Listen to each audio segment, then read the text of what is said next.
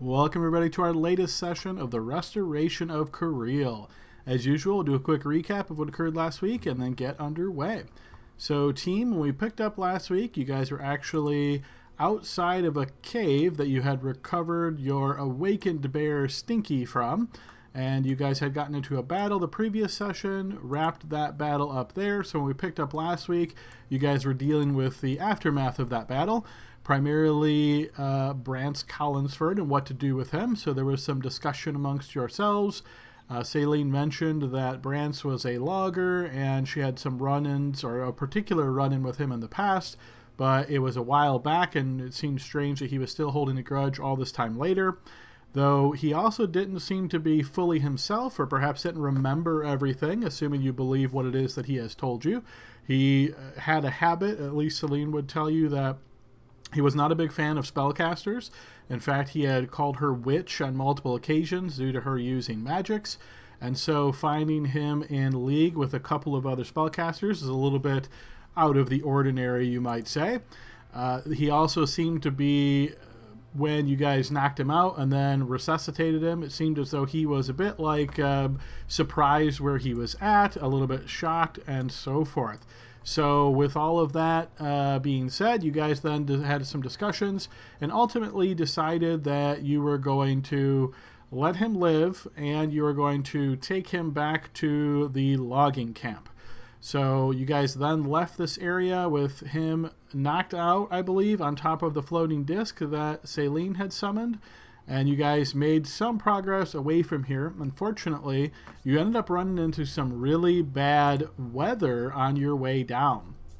The weather was so bad, in fact, that the area was covered in a storm. The temperature was pretty low. There was heavy light to then heavy rain. There was thunder crackling overhead. You even saw some bolts of lightning come down, some far too close to you, about 100 feet or so for your comfort. You guys basically huddled down into this copse of trees. It was like some old growth trees that were thick and provided a bit of cover for you, though the rain still came down and pelted you. You guys had a little ingenious idea of using the floating disc to stop the rain and build a little fire under there. It was a little challenging with all the wood being wet, but then you guys decided to break out all of your torches and make a torch fire. That seemed to work pretty decently well, at least to keep you a little bit warmer, though being out in this really harsh weather definitely took its toll on several team members. That is levels of weariness based on failed saves. With that with that part complete, the weather starting to turn for the better, you guys decided to push on, and you made your way to the logging camp and decided to, again, have some conversation about how to approach the logging camp. You weren't sure if these people that you believe that's come from Rendale, these investigators, if they were still there, if they had already passed through, you weren't sure. So after some discussion, you decided to approach. When you got to the logging camp, Darvin didn't seem to be concerned at all. I know there were some concerns that maybe there was like a trap for you guys, but it didn't seem to be. You came in and explained to Darvin who Brance was and asked if you could leave him here. And Darvin said sure, and he'd make sure he can get him off to where he needs to be. But the first thing he wanted to do was grab some food and warm up just from that really terrible weather encounter. You guys then spoke with Darvin a bit more, asked him if anybody had came to the logging camp asking questions about you. He said yes. He said some people had arrived and were asking around the camp, and him specifically, about your your whereabouts, like you were here, asked a bit of questions of Darvin, and Darvin knew of you guys through Kalen. So as a reminder, Kalen South was originally from the hamlet, and you guys knew him growing up. So he is no longer with us, of course, as he has since been executed by Darvin and the guild due to some treachery on Kalen's part. But nonetheless, Darvin was aware of that based on that connection and pointed those folks from the guild to the hamlet. So you guys decided to get a jump on the travel and get to the hamlet as quickly as you could. You made your way to the hamlet, and once you got on the outskirts of the hamlet, you were sort of waved down from a distance by a figure. You decided to approach, and before long, you were able to recognize this figure as Haley Frake. Haley Frakes, I should say. She's one of the Frakes family that lives really close to Tegan, Vin, and Baron's house. She explained that there were these people in the hamlet, and they were treating the residents of the hamlet a bit roughly and asking some very pointed questions and kind of going about the town, going about the hamlet. They hadn't been like destroying things, but they definitely were very rough with their questions and very forceful, you might say. So she recommended, based on Tegan's request, that you guys don't start any trouble, loop around to the northwest entrance of the hamlet, and go to Tegan's house, where she would fill you in on what she could. You guys followed that plan, made your way around the northwest side, entered into the town proper through the wooden palisade, and entered into Tegan's home there. She was very happy to see you, and in particular, Baron may have noticed that she was even maybe more affectionate or more emotional than you have seen her in quite a long time. Perhaps this is due to the time apart. She then reiterated much of what Hallie had already explained, which is that yes, these people are in the town, and that you don't want to cause problems here. You want to be very careful in how you deal with them. Vin then asked, well, what was Tegan's plan? And she said she suggested that you go and speak with them and essentially try to, talk them out of any dangerous or violence or anything like that, to try to, convince them that they don't need to hurt people here, that sort of thing. Vin heard that and kind of pretty quickly left the home, knowing that the time was of an essence, and decided to make his way looking for these folks. Eventually, everybody else left Tegan's home. Tegan seemed to be maybe a bit concerned with how Vin was going to act, so then looked to Baron and said, like, hey, have you been able to kind of keep him in line, kind of deal? And Baron, I don't think, had a great answer for that, but what answer would be great? But the group then made their way away from Tegan's house and started going through the streets of the hamlet, or these dirt paths.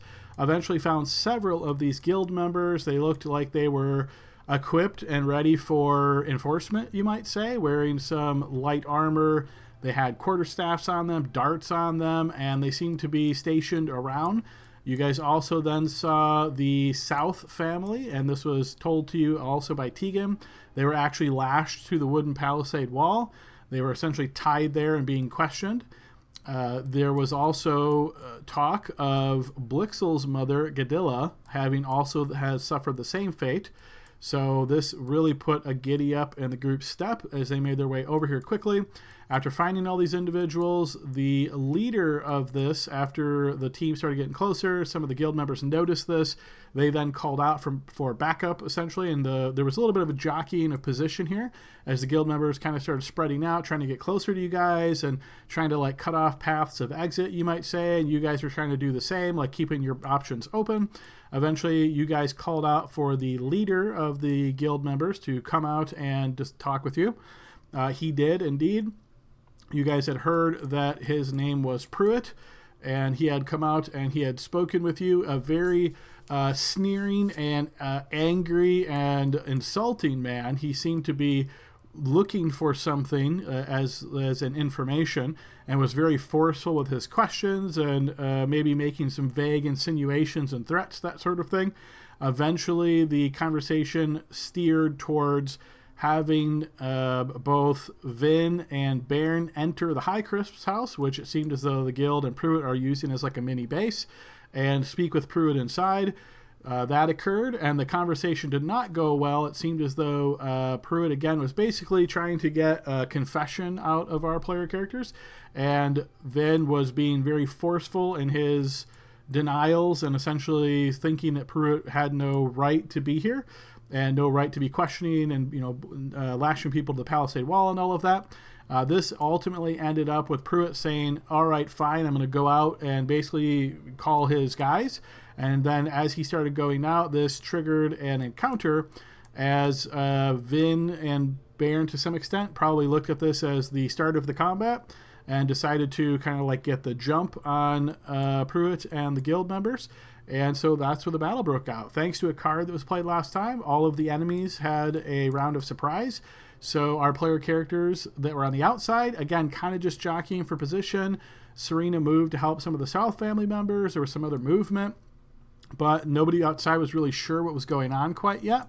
On the inside, we had some attacks made to Pruitt after he exited this building. We've got Blixel and Vin already having attacked Pruitt and wounded him, and now we are at the top of round 2 of combat. So that's my quick recap, guys. A little bit less quick than I'd hoped, but anything additional anybody would like to add that I missed? Well, I kind of feel like we all only. Did you mention that Celine attuned to that the special suppository benefit thing? I did not. If you would like to explain what that was, then that might be inspiration worthy. Yeah. So it'll bring someone who dropped to 0 hit points. I don't know if it's pure revivify, but it'll bring someone back from going down. Yes, and that item was called? It's called the revivifying suppository. Almost. Wait, let me look it up in the thing. It's an easy question here. Hold on. Didn't you make a handout? I sure did. Yeah. Yeah. Yeah, it's right there, buddy. Made it super easy for you to reference. Crystal of the Old Father. Excellent. Well done there, Baron. Yes, go ahead and take inspiration. The Crystal of the Old Father, indeed. Anybody else have anything they would like to add? Adam, you may have said this, but Tegan has some very important information to tell us. I did not, and normally that wouldn't be enough for inspiration, but because it's very important information, go ahead and take inspiration there, Tavern. Yes, Tegan said. You kind of said it twice, so I did indeed. Yes. So. Yes, she said she has some very important information once you have dealt with this issue in the Hamlet. So, yep. Anything else anybody would like to add? And Adam, I already have inspiration. Can I give it to somebody else? You sure can. All right. Who doesn't have inspiration? I thought I already had. I thought I used it last time. I do not have inspiration currently. You're gonna need it, brother. Let me go ahead and give it to Dylan. You're gonna need it. I have a strange feeling. There you go. I was gonna try to earn it, so I will just say out loud that when we took Brant's back to the logging camp, my mic was having trouble, so it cut out. So you may have said it, but we returned him back to the logging camp with Darvin, and Darvin said that he would take care of him, whatever that meant, like help him out, I guess. But we did return him we did our good deed at least. Yes, indeed. I did mention that in the recap. Must not have heard that part. Cool. I got inspiration anyways. Thanks, Bill. There you go. Hey, like I said, you're going to need it. And then, Adam, before we dive in... thought you were going to say before we die. I was going to say, wow, pessimistic much? No, I hope not. I ran outside and I looped around the tree, and remind you, I rolled a nat 1, so I was dead last in initiative. And then I said I was going to bonus action cunning action dash, and then I didn't move because we ended up playing 2 cards. I just wanted to know if it was okay if I scooted over just 2 squares. Well, let's get back on the map first and tell me where it is that you want to go. If that's not going to change anything, like material, then yeah, it's no problem. Okay, yeah, I don't think it should because I can already see down the side that I want to go down, but yeah, I'll show you. Okay. Anybody else have anything to add for recap, inspiration purposes? I should already be getting inspiration for my journal entry, but I just want to clarify that the Crystal of the Old Father will only resurrect the person it is attuned to if they die, so do not do anything super crazy because I will not be able to bring you back with it. Good clarification. And yes, of course, another entry into the journal is definitely inspiration worthy. All right. That particular letter was wet and soggy from that damn storm. All right, if that is all of the recap stuff, I'm going to go ahead and deal out a card to everybody. Take a moment to review. I would also like to, again, as this is a new campaign world for a lot of people, and I don't necessarily expect that you've read through everything, but I am going to drop little bits of extra information here and there as it is appropriate. So as you guys have gotten to level 3, and this might become more appropriate, I would like to reference one area in our World of Cerilia handout, which is labeled the Shadow World, 3rd paragraph there. Time flows differently in the Shadow World. Many dimensional and teleportation magics work by creating short-lived passages through the Shadow World. Wizards must be extremely careful of using these spells. More than one mage has vanished while using such a spell and never returned from the Shadow World. So I dropped that as an FYI in there to let you know that is not just flavorful text. That is something that absolutely could happen. And while the exact mechanics are not going to be shared for you, just be aware that that is a thing in this world. All right, with that out of the way, hopefully everybody's had a chance to review their card, and let's get you all back over to the Hamlet. Just a reminder, everyone has advantage on their next attack within the next minute. Unfortunately, because that was a card played last time, card effects do not carry over session to session. So that card has been cleared, but of course, if somebody got a new card that could apply, that could work. All right, Adam, what I was trying to go was right here. Yeah, you could do that. Thank you. Sure thing. All right, let me get some more up-tempo music on. Okay, and we are at the top of the round with Tabard. All right. I'm going to tell the folks, my lady friend's going to let these folks go, and you're going to let them. And I'm going to go ahead and take the dodge action. Boy, I don't want to do that, but I'm going to anyway. Or I'm going to bop you on the nose. All right. Bop you on the nose is so threatening. I'm trying to stay neutral, brother.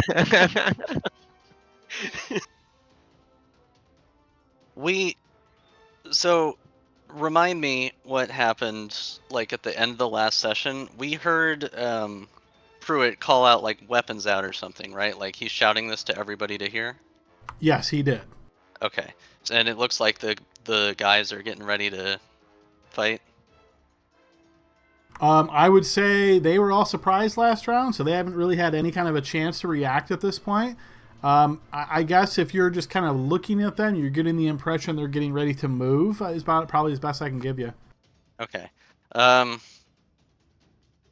really didn't want to do the Han Solo thing, but hearing that shout out, and I think I heard Baron say something like attack or something. So, as well, he shouted that out on his previous turn.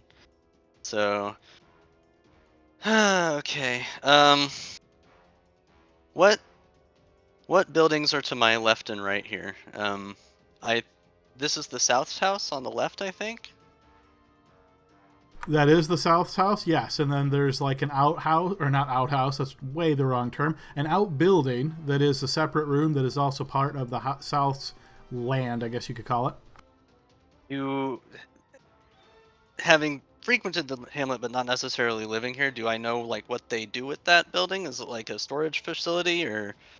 You probably have heard from speaking with your friends that Guinevere, the daughter in the South family, she's older now, so like think of this as like late teen years, and she's always wanted her own space, and this was her parents' kind of concession to her as they actually built this other very small building that she could have her own space.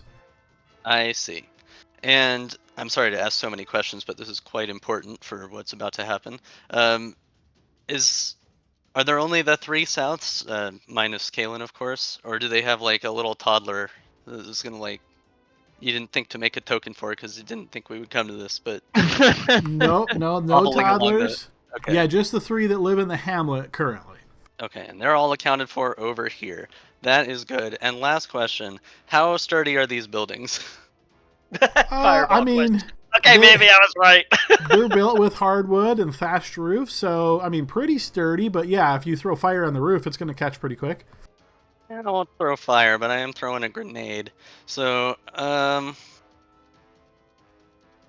brothers need help. We gotta clear the way for them. Salien's probably panicking, not really thinking super clearly. So I'm gonna go ahead, and I see these four. I don't really want to get closer. So I am going to drop a shatter on them, on these guys down here. I guess I'll position it. It's a 10-foot radius, so if I position it here, can I hit? I believe that those one four is on attacks? Smart AoE, so feel free to break that out, and it would allow you to aim it as you please. You want a quick So- refresher on how to use that? Yes. Click your token, and then over on the right-hand side, click the icon for the macro collection, which is like the 3 little circles deals. Scroll down until you find the one called Cast Shatter, and click on the die icon with your token still selected. Uh, Did that all make sense? I got lost at the 3 dot part. So I've got the colored ones, I've got the little cogwheel, and I've got... Oh, no, I'm sorry. On the right-hand side, like where your chat window is, you're going to see 3 little icons, and if you hover there, it's going to say Collection in the tooltip pop-up. So you're going to click that to open your collection, and this is where all your macros are listed, and you're going to find a macro called Cast-Shatter. Oh. And then hit in bar. Click that check. Actually, you don't need to click in bar because that would just keep it on the bottom there for permanent. And unless you're using this one all the time, probably not a big deal. Just have your token selected and click the die icon just left of the Cast-Shatter macro. Oh, I didn't know Okay. that. Okay, got it. So we're clicking, and then it casts at what level? Submit? Yes. Okay. All right, now that gave you the targeting reticle. So, or I hope I'm pronouncing that right, reticle. I always see that. I don't say that. But now you can move it, and it will show you the total area. It has snapped onto something, and now I can't move it. Oh, hang on one sec.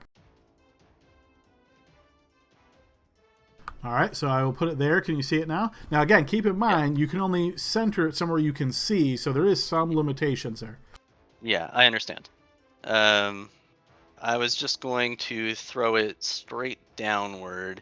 So I'm trying to hit these 4 without going into the other room, because I don't know if it pierces through buildings or not, because it's a sound, right? So I will hit it. I guess this works, right? Because I'm trying to hit these 4, so... If you're good with that, sure. Yeah. Alright, and now what do I do? Now, with your token selected, you should see a macro button on the top that says Target All, I believe. You're just going to click Target All. I might have to add that to the bar, because I don't see that one. It should automatically add at the top, right, once you click your token. Oh, I see. The reticle token, not my token. Correct. Okay. So, trigger all. Lay it on him, big dog. Nice Okay. rolls. Yes, 3 of them did manage to succeed on that. 1 of them failed, and you will see this loud noise rings out, wounding these individuals, and they seem to react in pain. Awesome. And then I'm going to run away.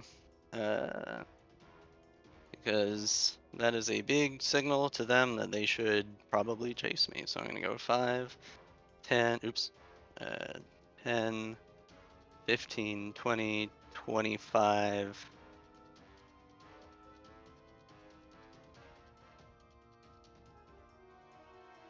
And 30, I'm just going to hug this tree and hide behind it.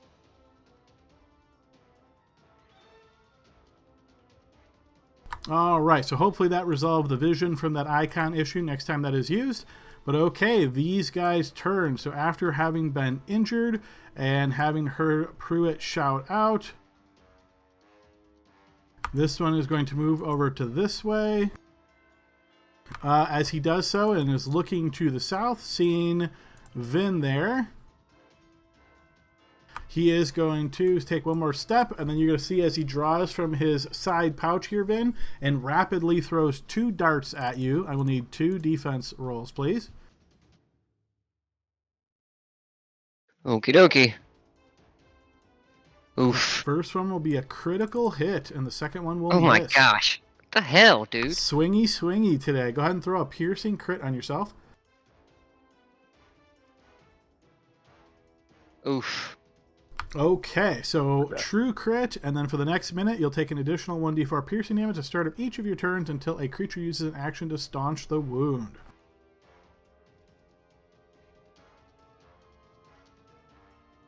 Okay, that will be 6 points of piercing damage from that dart. All That's like right. the worst weapon to get hit on and critted with. A dart, yeah. Yeah.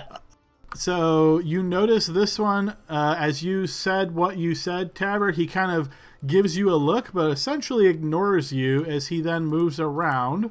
So he's going to go 5, 10, 15. He's going to go to here. Would you like to take an opportunity attack, Tabard? Yes, I will. All right, go ahead and make your attack.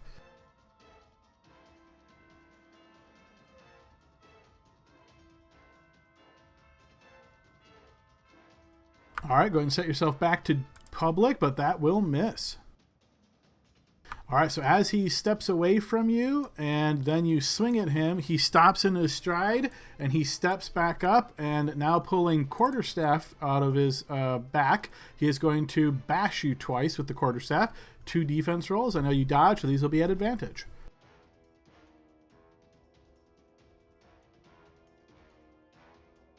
Yes, you managed to evade both of those. All right, there is definitely some shouting and stuff now as the sounds of combat have obviously gotten quite a bit louder. The one that just attacked you, Tabard, he says, "This one too, this one too." And then there's going to be some movement here as this guy moves up. You'll see as he gets into this position, he and his ally act in coordination as he strikes out at you, meaning this attack is at advantage. You are dodging, so it'll be straight up. 2 more defense rolls, please. The second one does manage to hit. And you will take 3 points of bludgeoning damage from that hit. I take 1 point for being a dwarf. Okay, nice. And we move to Blixel. At the start of his turn, I'll go ahead and play my card. All right, feel free to throw it somewhere off to the left maybe. And I know we don't have a spot for card play here, but then I'll pop it up. Left. Like Beyonce. Hey, look at that. That's the same Yeah, card it's from the last same time. one. There you go. All right, Hey. so you Nice. and your group gain advantage on your next attack roll within 1 minute. So what I'm going to ask everybody to do is go ahead and throw a... let's see. How about we throw a pink bubble on each of you, and then once you use your 1 advantage attack, we're going to have you remove that pink bubble, and then that way we can tell who still has it and who doesn't. Everybody good with that? Mm-hmm. Okay, excellent. Blixel, your turn. Okay. So Blixel's going to look at this guy here that he thinks has his mother tied up, and he's like, "I'm going to tell you a joke real quick.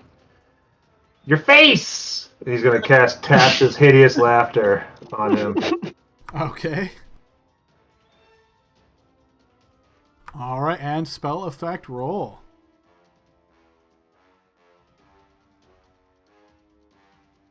That will Okay. not work. Your magic seems to have no effect on Pruitt. You better let her go. And this is a tree south of me, right? So I can't move into that square. That is indeed a tree, yes. Okay. So I'm gonna move. Dun, dun, dun, and then move right back. I'm like bobbing and weaving in front of the door, blocking his way. All right. That's Okay, my turn. Aaron. All right. Seeing my brother did not follow, because we don't communicate very well all the time. I'll move 5, 10, 15 to there. That's Pruitt, yeah? It looks to be Pruitt, yes. Well, then Pruitt shall see. Now let me think. Let me go through my slotted spells. No, EB. So while you do that, when you walk outside, you hear, dart in my fucking thigh. You don't go down by a dart, brother. In a Close car to my accident. You were in a fight at Reel him in at a down bar. anyway. Like 4 inches to the left, and it would have been a really bad day. Alright, hold up.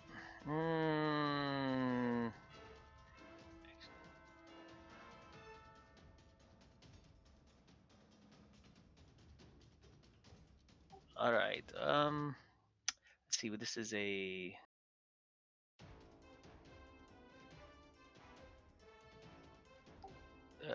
didn't think I'd see him. So let me see. This is a spell attack. I have advantage. Okay. But it might kill him. Oh, well, then he's dead. Better than him than my brother. Let me... 2, 60 damage. Alright, so you guys... No, I think if I cast this, then Adam's going to make a note of it and be like, oh, I can have bad guys do this too. You know, these spells. Alright, I'm going to... no, I'm not. I'm gonna EB him.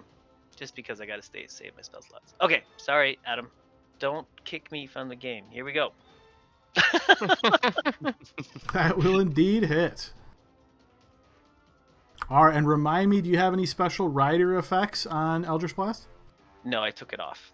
Okay, so you will notice as the ray is getting very close to him, he dodges partially out of the way. He's hit, but not for as much as you'd think. Oh, well. I can't tell. I can't see his health bar. And then I'll point to the girl next to me like, she did it. Okay, yeah. That is Riva, who you know, like you've grown up here, so obviously you know who she is. You can think of Mord and Riva, the High Crisp, as being that kind of that stuck-up family. There's always one in every place, right, where they're just a little bit better than everybody else. They got more money than everybody else in the hamlet, but more money than everybody else in the hamlet still means not very rich. But in this area, at least, they were like the snobby rich ones. Okay, then I will point at him. All right. Is there a window in this? There are several, yes. You will notice the very tiny icons over the windows that can be opened as an interactive object. Can it be jumped through? Oh, no, these are more like shutters, so not large enough to actually jump through. You could put a hand through, you could put, something normal size through, but yeah, not large enough to jump through. But you did say interact with the object, so it should be, I don't need to be so dramatic, but theater of the mind, I was like, I'm gonna dive through this window. I think I don't want to be caught in this house as a blaster in melee combat with the guy who's clearly has uncanny dodge or something. So I'm going to, can I move up to this window here, Adam, and then interact with the object and then jump through it? So you can't jump through them because they're shutters, right? So they're very small. Think of them as windows. Are you familiar with what shutters look like? Sure. So think of it as like a small box, right, that's cut in the side of the house, and then there's a piece of wood on either side that act as like doors. So you can open the shutters, and that will allow you to see outside, but the box that makes up the window, quote unquote, is not very big. Think of it as like maybe a foot by a foot. Okay, copy that.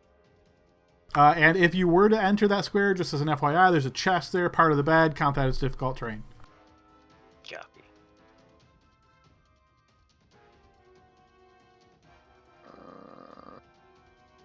Not good. Baron's going down.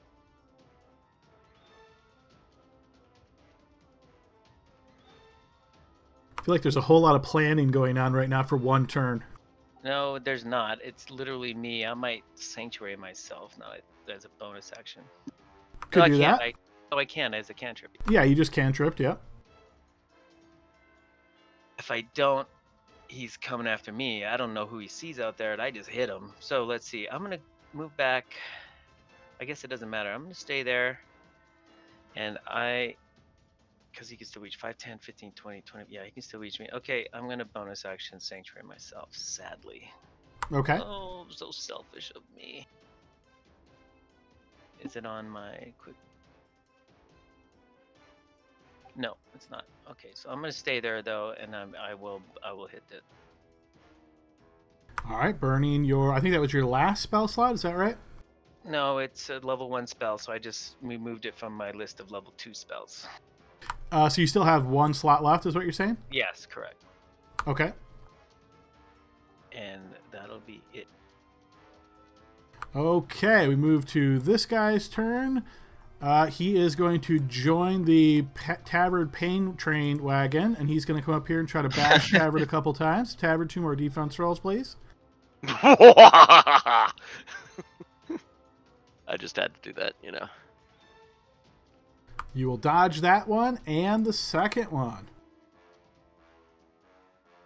Okay, this one's turn. Similarly, 2 more, Tavern. Okay, my luck's gonna run out sometime, right? Never say never. I believe in Bill. You dodge both of those as well. You're welcome. Thanks, brother. I sent you some good vibes. This one's going to make his way down to here and smash out at Vin. Vin, 2 defense rolls, please. Both will hit you, Vin, Son of a bitch. for 12 total points of damage. That's because Jordan didn't send you any good vibes, brother. Oh shit. The door is Damn you. open from the west side here, Baron, as you notice this guy rush in as he sees you standing there. Perhaps looks confused for a moment, and then he tries to bash you. So go ahead and give me a spell effect roll to see if he's able to bash you. Wisdom saving throw first? That's your spell Yeah. effect roll, yeah. Oh, okay. Copy.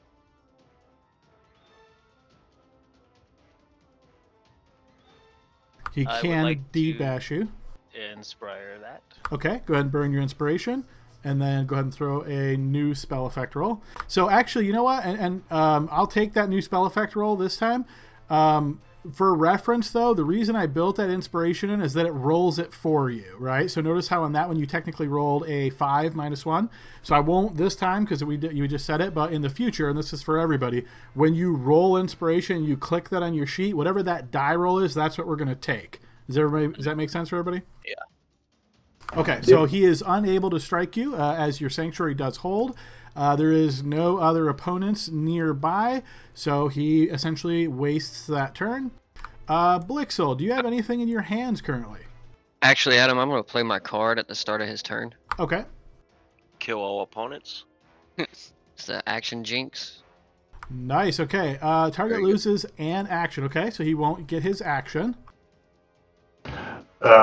Yeah, I mean Blixel has Shipwrecker, and that was when he drew Shipwrecker, and that's when the guy said weapons out, basically. So yeah, he has Shipwrecker in his hands. Okay, good deal. So he is going to, let me see, what does he want to do? He is going to disengage from you as a bonus action. And move off in this direction. Serena, your turn.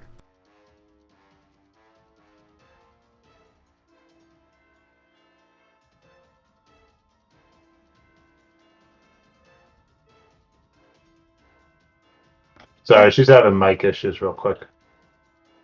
Uh-oh.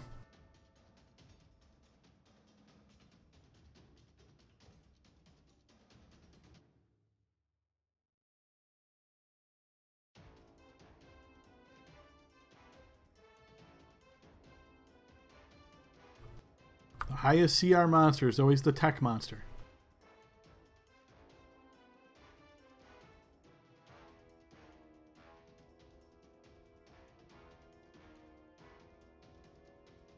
Can you hear me? Yes, we can. Is drawing a weapon a free action? Interact with object. I'd like to draw a great axe that I'm carrying.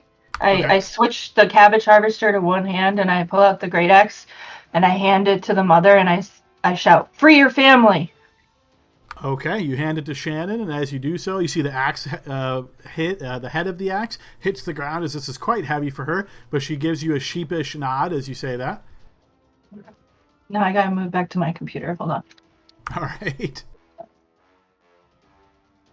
Incoming NPC is gonna save the run again. Gonna find her hero moment.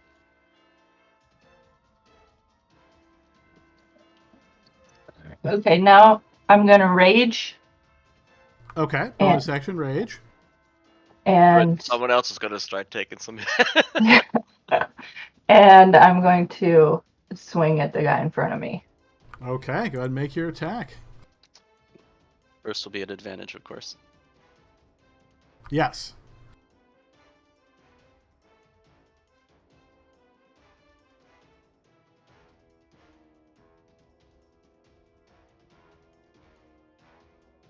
Okay, and as part of your wild magic, you get the intangible spirit, the flump.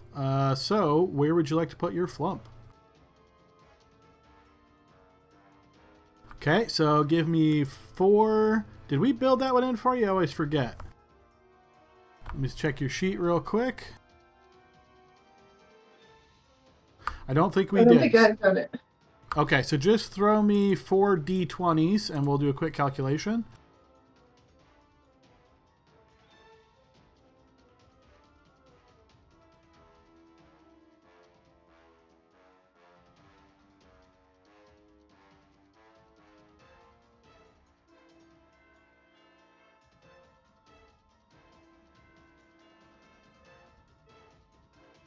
Okay, so it looks like that would be your spell effect roll, and then we are going to add 2 to each of those. Unfortunately, all of them managed to evade that explosion. But it looked pretty and sparkly, so. Indeed, yes. And then your glaive attack did hit, so go ahead and post damage there, Cerilia.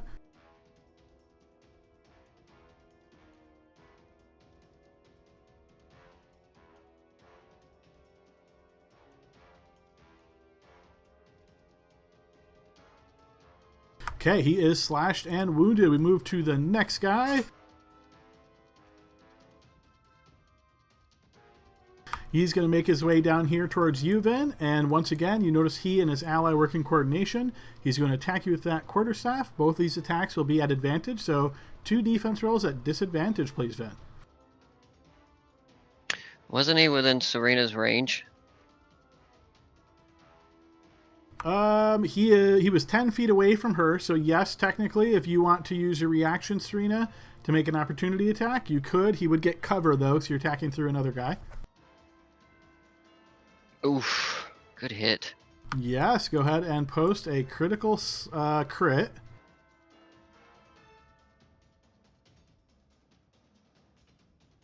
What is it? Slashing? Slashing It's critical? slashing.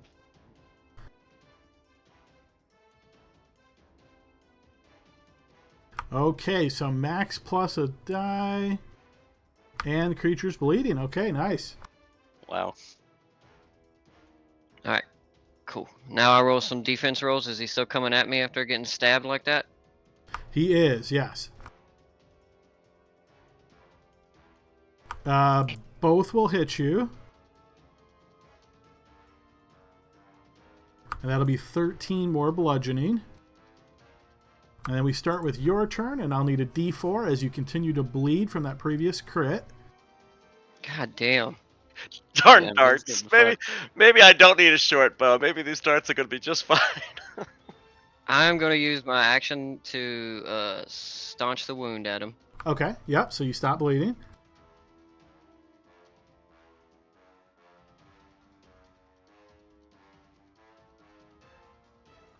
Testing 1, 2, 3. Yep, we heard you. I can hear you. Okay.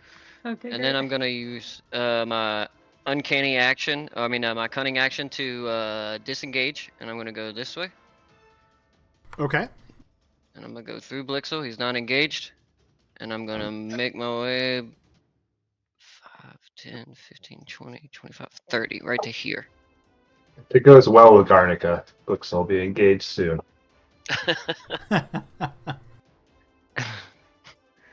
Is that what he's Um, thinking right now? I'm also going to shut the fucking door. Interact with objects, sure. I'm going to look at my brother and say, they just kicked my ass out there. You look Feel like free. shit. Feel free to move that bleeding icon as you're no longer bleeding. Yeah, I tried, but my screen was acting all glitchy, but there we go.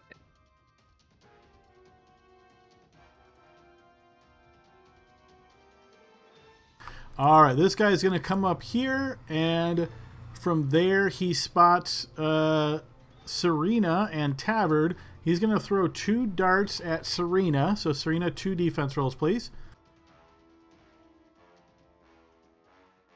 You will evade both of them. Okay, we move to the top of the next round. Tavard. and I'm going to yell loud enough for these folks to hear. There's no reason for you guys to keep on getting hit on the noggins. Just put your weapons down and stop this. Hey, Adam, question for you. So I think that card that gave us advantage, right? I think it said on your next attack within the next minute. Do I have to use it right now? Or can I wait it for another attack in another time? I mean, the way the card's worded is yes, it is the next attack you make that gets the benefit. Okay. Then that'll change what I'm going to do for just a moment. I'm going to go ahead and take advantage of the advantage, right? And I'm going to Warhammer the guy that Serena decided to, that's right in front of her. Okay. So I'll use that with my advantage.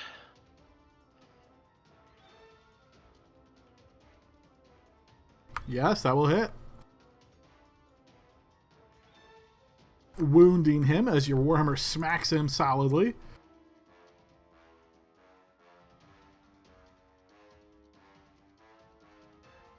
I'm going to go ahead and flurry of blows these folks, and I'm going to swing at him twice with my unarmed attack. Okay. Miss on the first one. The second one will hit.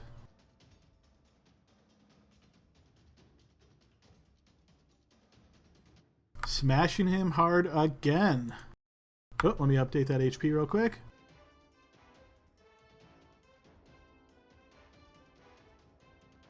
There we go. Now it is accurate. Stop your messing around and stop your fighting.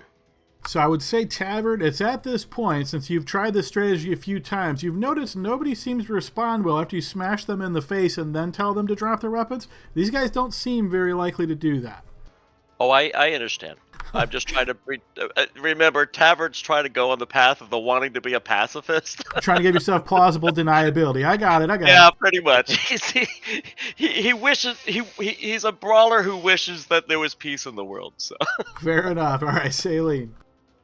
All right, 5. Oh God. 10.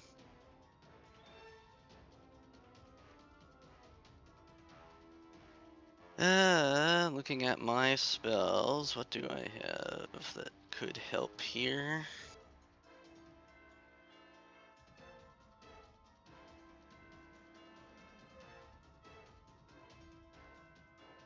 A whole lot of support.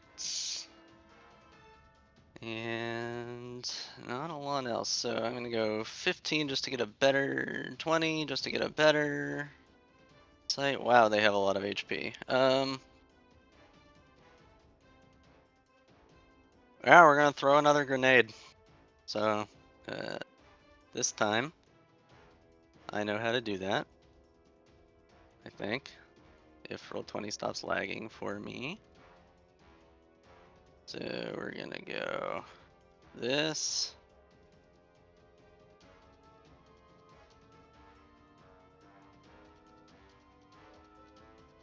All right, and quick technical check. Does anybody get additional vision now from that?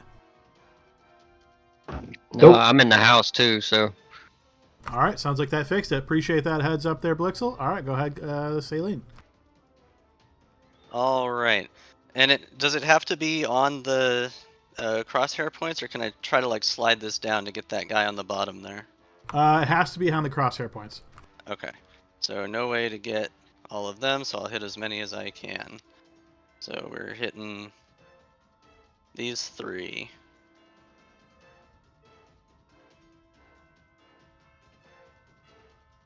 Once again, the thunderous sound rings out, damaging 3 of them. Maybe more importantly, though, you notice now that the eastern gate of the palisade wall is destroyed as objects take disadvantage on this. So based on that damage, it is going to be destroyed. Oops. Well, we got homework to do tomorrow. yeah, we got. we're a logging camp, you see, so they got logs around. They can rebuild it, and then I will go. 25, 30. Can I stand here, or is this bush too big? You can stand there. Without penalty? Yep. Yeah. It's not like a big bush, so you're good. Sure. I just want my back to a wall so I can't get like completely surrounded, Sure. All right, we'll move to this guy's turn. Coming around the corner in hot pursuit of Vin, he instead sees Blixel. He will step up and then draw this quarterstaff from his back and smash out at you twice, Blixel. 2 defense rolls, please. Nice. That will count as a fumble on the first one. Nice. You go ahead and roll that.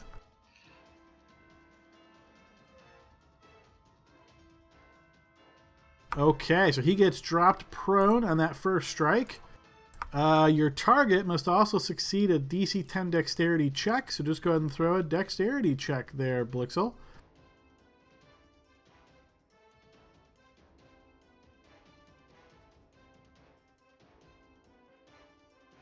Yes, he gets tangled up, but you easily keep your feet while he falls to the ground.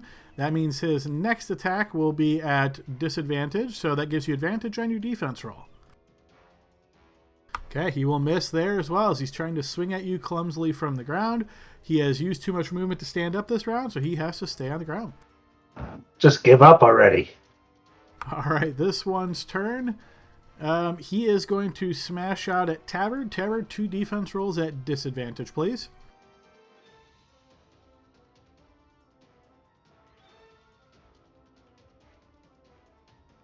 You evade both. This one will do the They same. don't call me Twinkle Toes Tavern for nothing, there, Adam.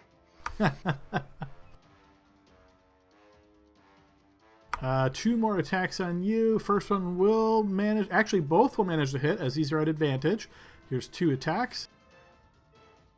So that's 1 and 4 for a total of 5 bludgeoning damage against the dwarf's dense body. And then we move to Blixel. Okay, I guess I'm going to spend a card. Okay.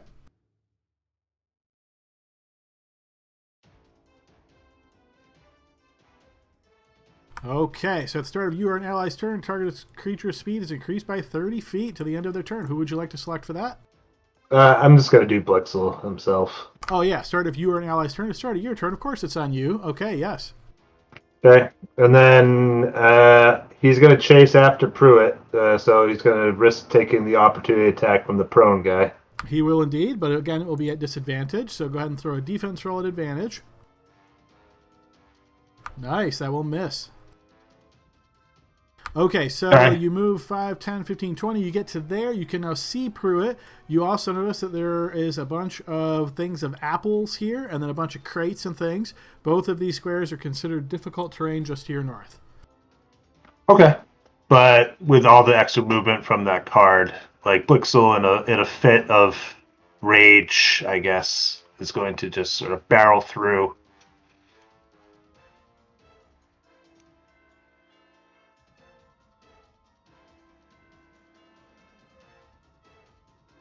Shipwrecker at his head. Get him, Blixel! You Go, swing go, go! out with Shipwrecker. Okay, so I don't have it built in. I just have War Pick. Oh, okay. We could probably update that for you real quick. 1 second. We need a little sound for it when you swing it, so it sounds like an anchor dropping. Dong. That's right.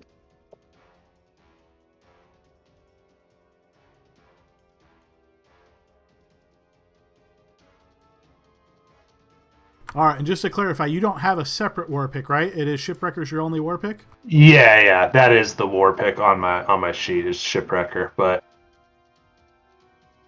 I just don't have a special attack built in for it for the extra damage and whatnot. Yep, no worries. I'm updating that for you right now.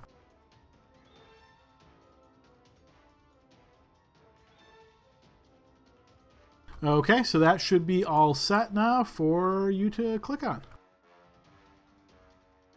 Okay. Okay, you swing out at Pruitt and connect. Okay. I am going to spend a Bardic Inspiration to do a defensive flourish. Ooh.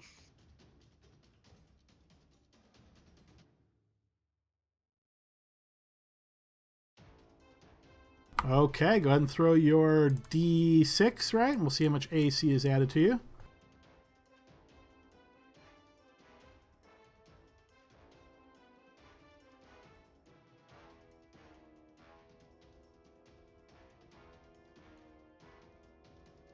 Okay, so your AC will be 3 higher until the start of your next turn. Cool. And then go ahead and post your damage on Pruitt. Okay. Yes, as you smash into him with Shipwrecker, similarly to what you saw him do against Baron's attack, he's going to kind of roll with your attack. You hit him, but not doing as much damage as you expect. Okay. And it also does that extra 3 from the defensive flourish as well. 3 damage. Okay, got it. Cool. And I go, tell me where she is, and I might let you live, and we can rekindle a friendship here or something, but you tell me now. I will say once again, you get the strong impression people getting battered with weapons don't tend to be real receptive to negotiations. Okay, Baron, your turn. Off to the south, but then I saw my brother walk in here nearly dead. So, excuse me. I'm going to. I don't want to drop Sanctuary and have my brother die here in the house. So I'm gonna hold Sanctuary, Adam, and dodge. Okay. And for flavor, but I'll be like, you don't want to hit me. You're in the wrong. Just to give flavor in case he fails his wisdom save, and I will end my turn. Okay, this one is going to attack at Serena. Serena, 2 defensive rolls at disadvantage.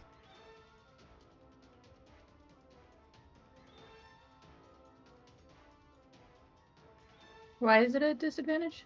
He has a special fighting tactic, which makes him get advantage if he has an ally of his within 5 feet of you. Pack Oh, tactics. fancy. The first one will miss. The second one, however, is a critical. Give me a bludgeoning crit on yourself, please.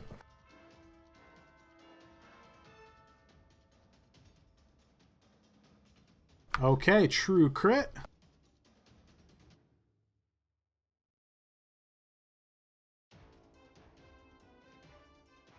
That will be 12, cut down to 6 since you are raging, so 6 points of damage to you. This one is going to... he's going to step up to here and attack Tavern now with advantage and flank. So Tavern, 2 defense rolls at disadvantage, please. The first one will manage to hit. You manage to evade the second. Another 4 points off of our dwarf. All right, this one's turn.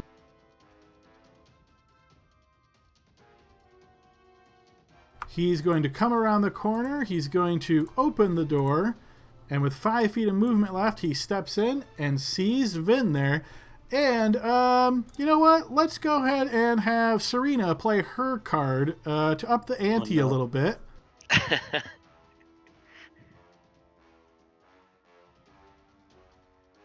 Go into the light. Each group member makes death saving throws at disadvantage for the next minute.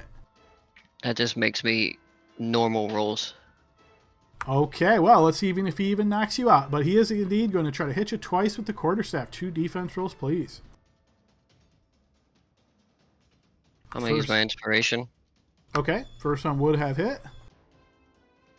So, yep, okay, so that means you rolled a 12 defense, and you're adding 5 to that. That gives you a total of 17, so you will miss, and that he will miss you, I should say. And then second defense roll, please. Yes, you'll evade that one as well. Good job, let's see. So this one, he tried to hit Bear and was unable to do so, and he knows there's some kind of weird, funky magic going on here. So he's going to step away. Baron, do you take an opportunity attack? No. Okay, so once he gets to here, he sees that Blixel's out here. He's going to make his way out here and attack Blixel twice on advantage plus flank. Okay, but I do get the +3, so. Yes. So count it as a +1 because that'll take off 2 of the flanks. You get +1 to your defense roll at disadvantage. Okay, so that is a 10. That will hit you. Second one misses, so 9 points of bludgeoning damage to you, Blixel. All right, Pruitt's turn. And you lost concentration on... Oh, that was just Tasha's. I don't think that was... Yeah, anyway. yeah. No worries there. Okay, so Pruitt is going to... Let's see, what does he want to do? He wants to kind of get crafty here, so he's going to disengage as a bonus action.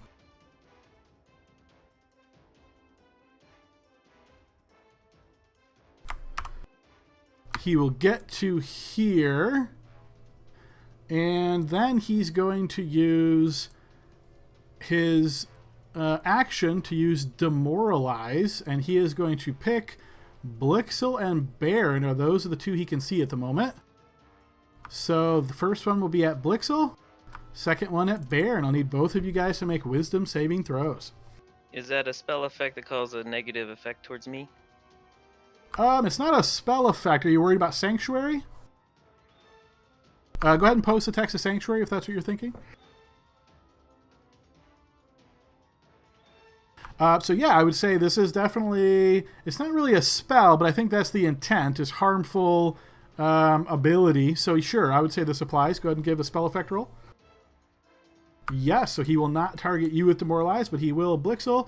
Blixel, you will succeed on the save, so you'll just suffer half of the damage, which is 4 points of Psychic.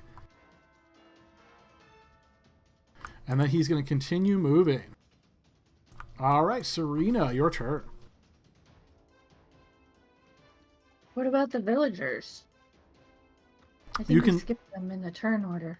You can see the 2 of them are still tied up. The one that you gave the axe to, Shannon, she is struggling with the axe, trying to see what she can do to try to free Onwin. It doesn't look like it's going so well. Ugh. On. Hey, grow some muscles. She's gonna swing at this one. Okay. Yes, that will hit. Slash him, and he drops to the ground.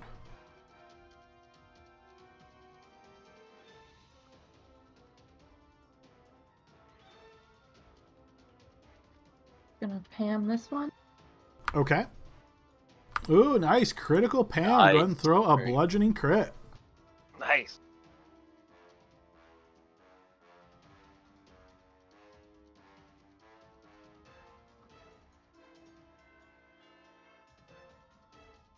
Okay, maximum damage and roll dice and push him 15 feet away, and he's knocked prone. Okay, so go ahead and post your damage. We're just going to take the first roll because you get max plus the first roll.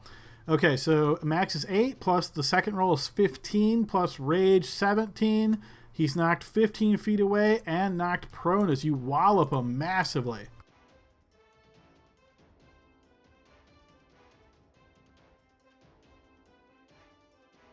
Now who's flanking? All right, you get around the other side.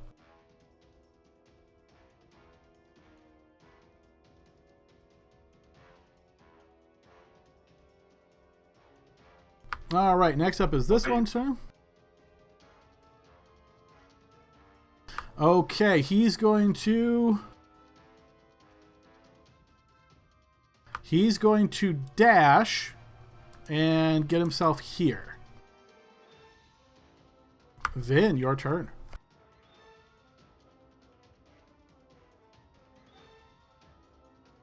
This fucking asshole. Alright.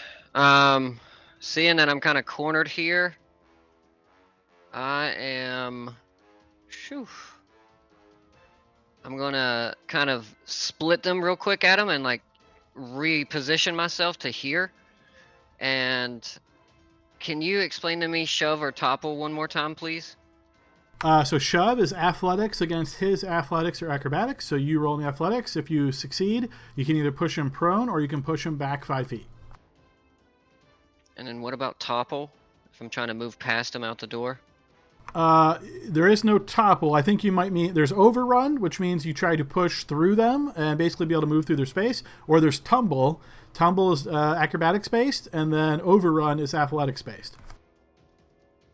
Are they bonus actions or actions? You can do it as either. You declare it ahead of time. I'm going to use this as either an action or bonus action. You declare that, and then you make the roll. If you're successful, you can move through the space once on this turn. If you fail, you cannot, and of course, the action's wasted. Okay. Well, guys. Can I have 10 seconds to think, please? Would you like a countdown timer? Boo, boo, boo, boo, boo, boo, boo, No, boo. it puts more pressure on the thoughts. Just give me a second, because I'm trying to...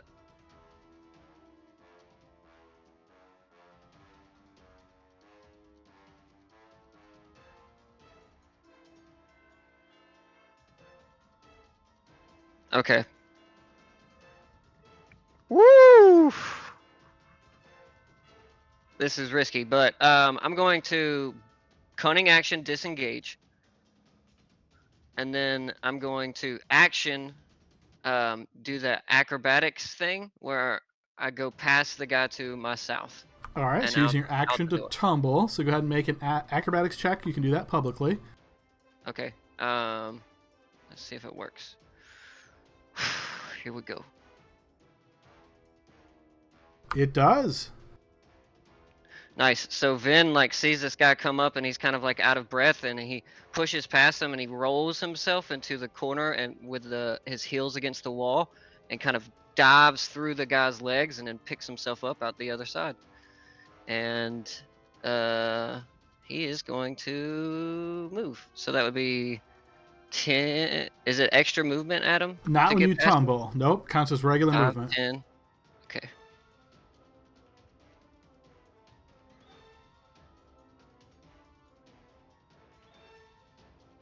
Okay. I'm gonna go here. Remind me I what think your that's speed is? 30. I think that's too much then, right? Let's go. Hang on. I think this would be 30 to here. Okay. All right, so that's your action. It's your bonus action. That's your move. Anything else? I don't have anything else, so here we go. That was I a don't like lot. being cornered. Yeah. All right, we move up to this one's turn. And seeing Celine in the back there just throwing out shatters and trying to hide, he's going to run up and engage her. Celine, Proceed. 2 defense rolls, please. Okay. The first one connects, Yep. smashing into you for 3 points of damage. Tabard. All right, I'm going to use my bonus action.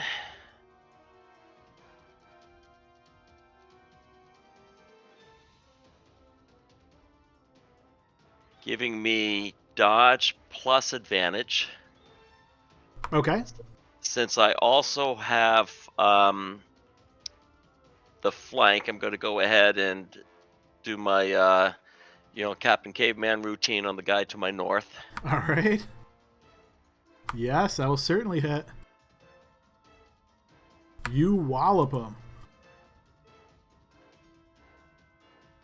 And then I'm going to use all of my movement to get 5 feet there so nobody can flank me.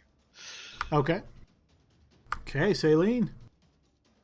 All right. Well, he's engaged with me, but magic missile don't care. So magic There missile you go.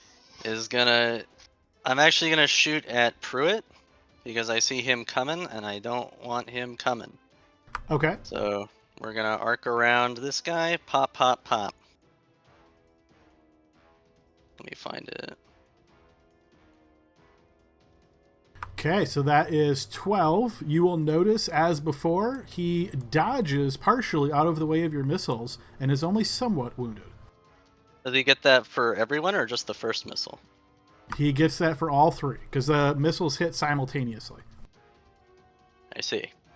And measuring something real quick. Do not broadcast to others. I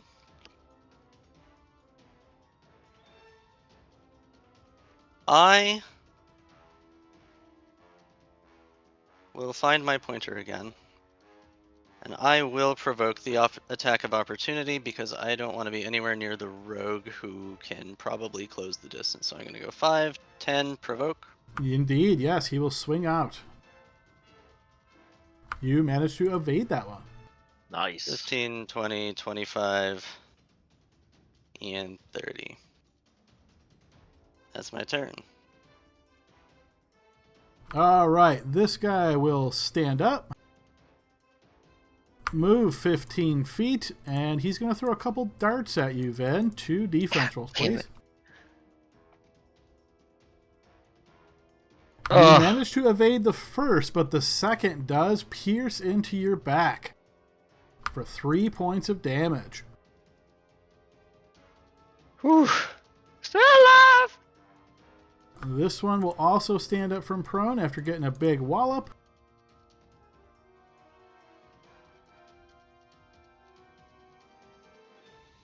He's going to move back into melee range with Tavard, and Tavard, he will swing out at you twice. You patient defense, so this will be straight up. Yes, you evade both of these not being struck. However, 2 more come in at you right after that. The second one does manage to get through your defenses. For 10, cut down to 5. Blixel. Okay, is this difficult terrain next to me too, the barrels? Yes, so is the wood pile. The one seat there is not, but if you move through the barrel square, yes.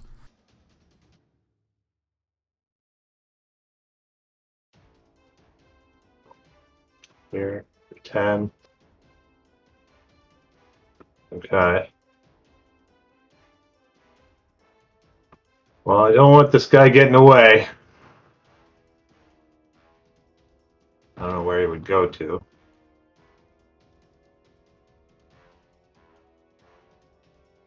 I'm going to cast Dissonant Whispers.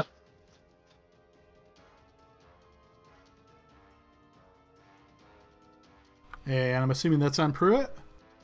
On Pruitt, yes. All right, let's see a spell effect roll.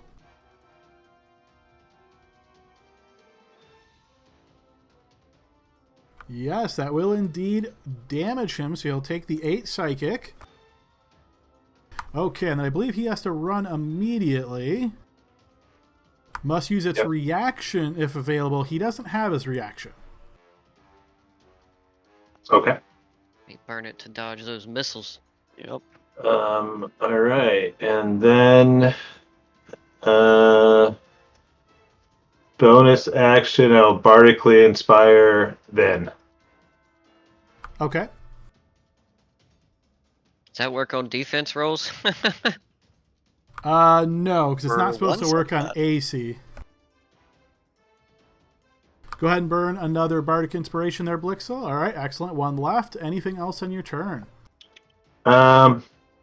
No, I can't really take the off attack. So Blixel's just like, he's really hurt the boss. Take out the boss. I'll be right there. That's the end of my turn. All right, Baron. All right, finally, I see a way out. Looking for my brother. I was trapped in this house. I'm going to move here. 5, 10. Go ahead, swing away, Adam. He will try. Spell effect roll. He is not able to. There's 20.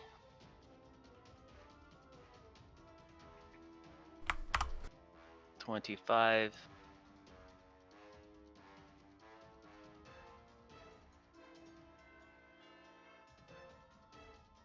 Huh.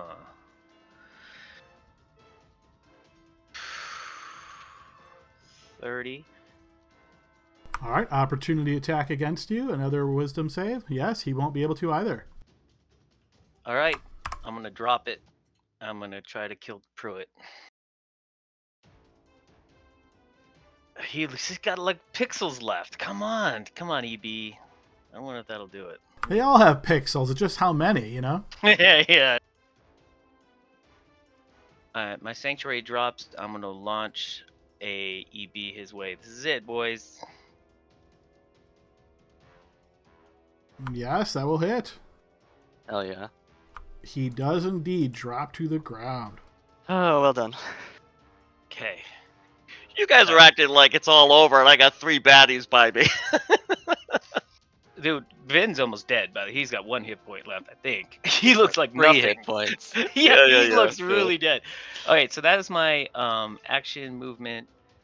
That is what I'm going to do. No, it's not what I'm going to do. Darts I'm everywhere. going to EB my brother with my last spell. No, I'm gonna sanctuary him. All right, you cast Sanctuary on Vin.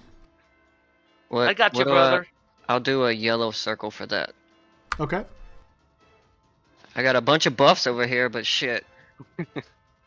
Okay, let's see. I think it was Serena that dropped this run. So, Serena, roll me a d20, please. We'll take the inverse of what you roll.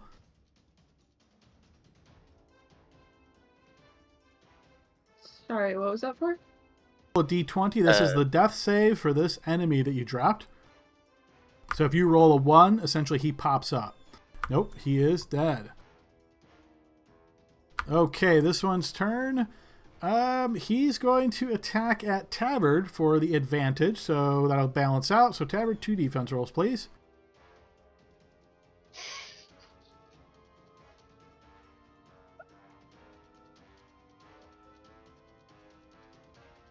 Yes, you evade both of those. All right, this guy's going to come out. He's going to see Vin here. He will get up next to Vin. Try to attack. Spell effect roll, Baron. No, you can't fumble on second attacks. He gets through the sanctuary. He'll attack Vin twice. Vin, 2 defense Hey, rolls, Adam, what's that guy carrying? please. A quarterstaff. Dang, I don't know what happened to that quarterstaff, but it just freaking broke.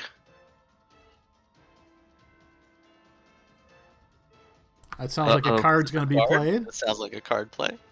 Yeah, I'm trying to. The like, dramatic who's pause the is DM great. now? No, that was me trying to pull it over. So. All right. So, yes, you notice in a strange twist of fate here, Baron, as this guy walks up to you and, like, grabs his club. Well, why don't you describe? I had an idea, but why don't you describe, Tavern? What happens to the club? He picks that thing up and he just realizes that the Eldritch Blast from before, even though I can't see the angle, I'm just assuming when it went through went through the boss, and also shattered this quarterstaff. So, yeah, somehow a rebound of the magical effect does indeed break it. When this happens, he seems pretty shocked. He is going to step around you. Vin, would you like to take an opportunity attack? Sure. Well, you're going to lose your sanctuary if you do that. Oh. Thanks, secret voice in my head. I won't do that. All right. He will then instead throw 2 darts at you. We already rolled Sanctuary this round, so yes, that got through. 2 defense rolls, please. First one hits, as does the second. Even though you drop, the second one will also hit you. All right, let's see what happens. So 3, that will actually put you to exactly 0. The second one would hit you and be... Actually, that doesn't count as 2 because that's not a melee within 5 feet. So that's just 1 failed death save. So you drop to the ground, Vin, and you have 1 failed death save. Sanctuary is just every attack, though. I think it's just at the start, isn't it? No, it's until the spell ends, any creature who targets the water creature with an attack or a harmful spell must first make a wisdom saving throw. So he did it once, and it went through, but the stick broke. So then he would have to do it again, right? I don't think so, because this is like he's using the multi-attack action, so it's like that's the action he's using, and it got through Sanctuary. I could do a quick double check. Hang on. Yeah, but he had to switch weapons and move.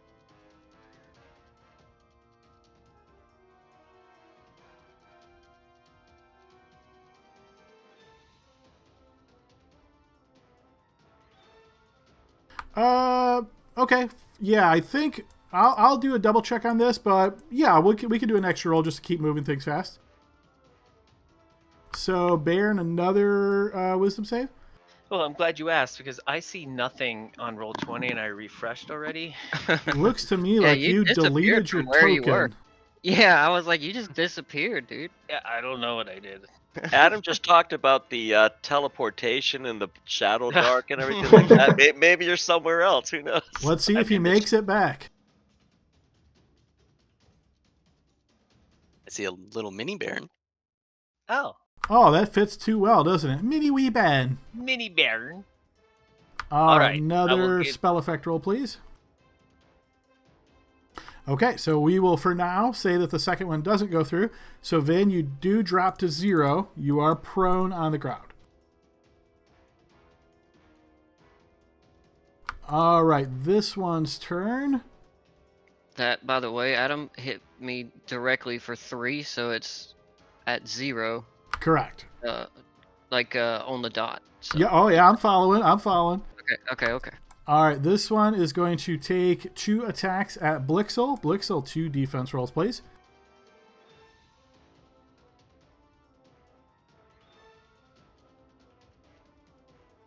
First one hits you for 3 points of bludgeoning damage. And a second attack also hits for 3 points of bludgeoning damage. Okay, Baron, drop Pruitt. Baron, give me a d20, please. Don't roll a 1. Okay, Pruitt is also dead.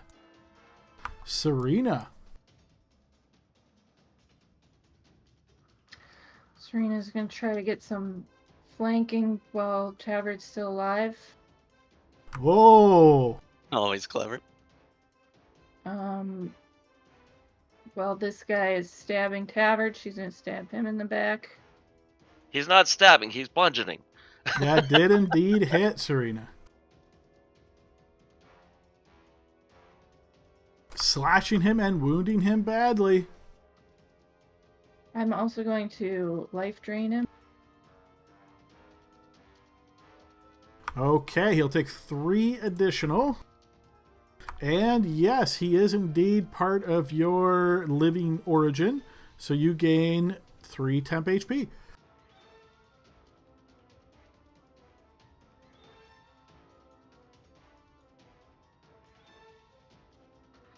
And then, for her bonus action, she's gonna bring back the plump. Okay, and where would you like to place it? Okay, just roll me 2d20s again.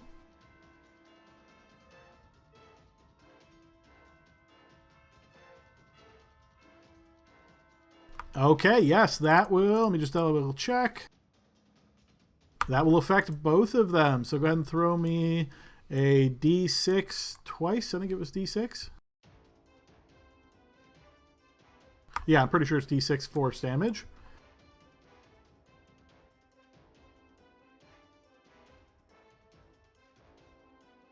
Okay, first guy takes 5, second guy takes 6. Wounding both of them.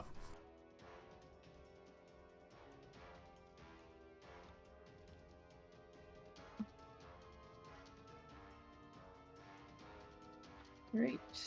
And how much? Okay. All right. Nobody went down. Alrighty, this one's turn. He's going to get here. Can't really get through Vin's square. He's going to throw a couple of darts at Baron. Baron, 2 defense rolls, please. You dodge the first one, but the second one does hit you. You will take 3 points of piercing from that. Vin, no check needed, as you're exactly at 0. This one's going to chase after you, Saline. 2 defense rolls yourself. Where's my token? There we are. First one smashes into your armor, and the second one you duck. Tavern. All right. No surprise. I'm going to use another key point.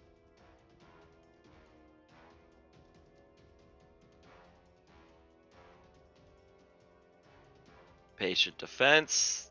I'm going. She said to fall, brother. Fall. And which one is that on? That one will hit. And he drops to the ground as well. I'm going to look down at these other two, and I'm going to smile. I'll say, you be next. Which one of you? Raise your club. Let me know. All right, Celine. All right, we're gonna go. Let's measure. I'm too far away, so we're going to. I look at this guy and I say, "Please stop trying to hit me." And then I come over here and 10 feet. So now I have a bead on this guy. So I'm going to cast Toll the Dead on him. As a save, so I do not suffer any kind of penalty for this guy being next to me. Yep, so spell effect roll.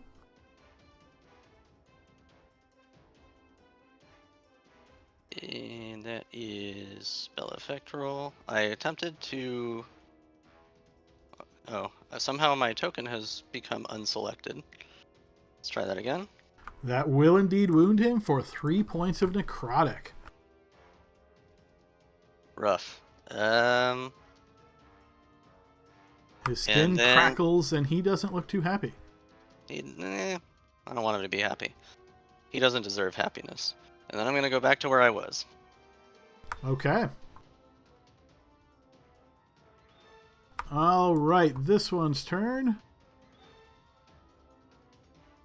He's going to step rudely, kick Vin in the face as he steps over, gets to here, and tries to smash at Baron twice. 2 defense rolls, Baron. Both hit Baron. For 13 total points of bludgeoning damage. Okay, this one is... he's going to attack you, Tavern. 2 more defense rolls straight up, thanks to patient defense. You evade both as you move very quickly, and 2 more right on top of that. You know the old game here. Yes, you evade those 2 as well. Blixel. Okay. Blixel is going to swing Shipwrecker at the guy right in front of him. Okay.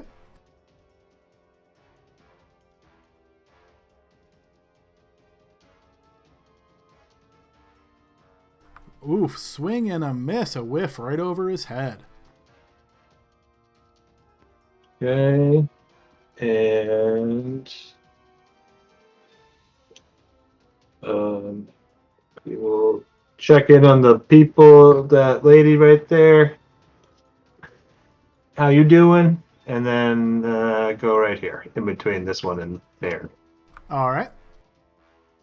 And I guess that's it. Okay, and I think it was Tavern that dropped this one, so D20 Tavern.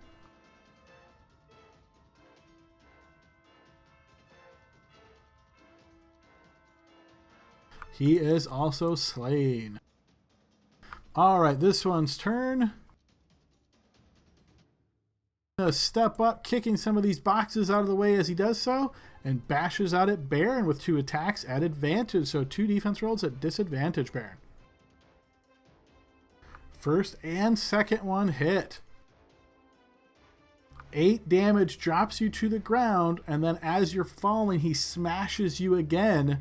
That will be 2 failed death saves. This one's turn. He is going to attack you, Blixel, and get advantage as well. So 2 defense rolls at disadvantage. I'm going to cast a spell as a reaction. Okay, sure. What would you like to cast?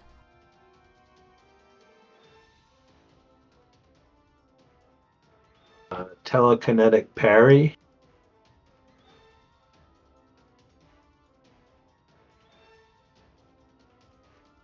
Okay, this will give him disadvantage on the attack roll, and so this is just 1 attack. Okay, so that will make the first attack straight up, so go ahead and roll the defense roll, please. Yes, you will indeed evade that one thanks to your spell. Second attack.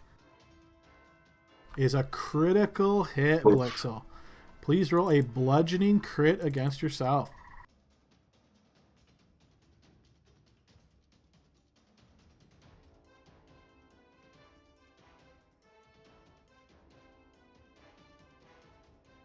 Oof. Okay, so maximum damage twice. You take 18 points of damage from this absolute wallop right to your... Go ahead and roll on the major injury, and we'll see where this hits you.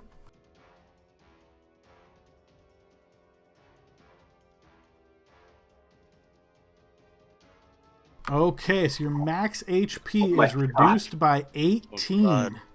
Yeah, so this is just an absolute wallop right to the guts. I imagine this maybe like breaks a rib. This does some really bad internal damage as you collapse to the ground.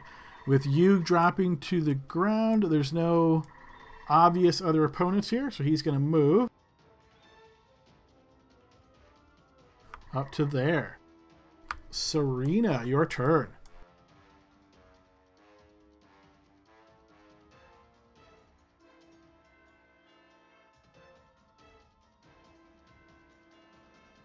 Alright, going for this one.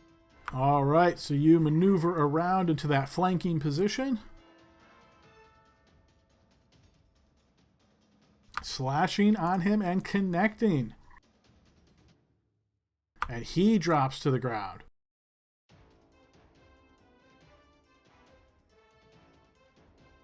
You then Pam attack, and that, believe it or not, hits. Oh, wounding him badly, but he's still on his feet. Oh, come on.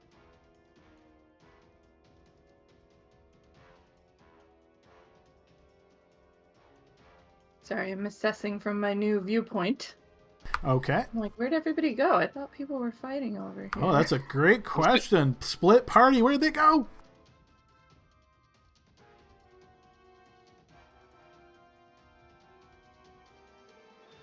Well, I'm out of movement anyway, so I'll just... All right, this one's turn. He will come over here, do some assessing of his own.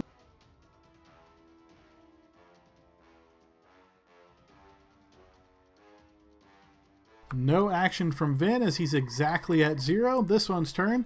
Celine, you notice this guy didn't like how easy it was for you to deflect his last few attacks, so instead, this time he's going to try to shove you prone. I will need an athletics check, please.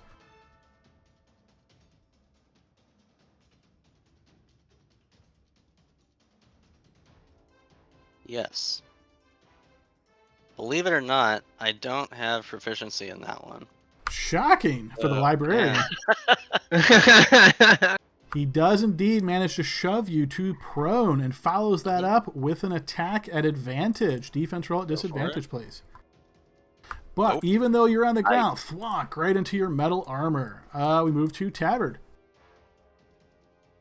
All right, I'm running out of key points soon, but guess what? Still gonna do it.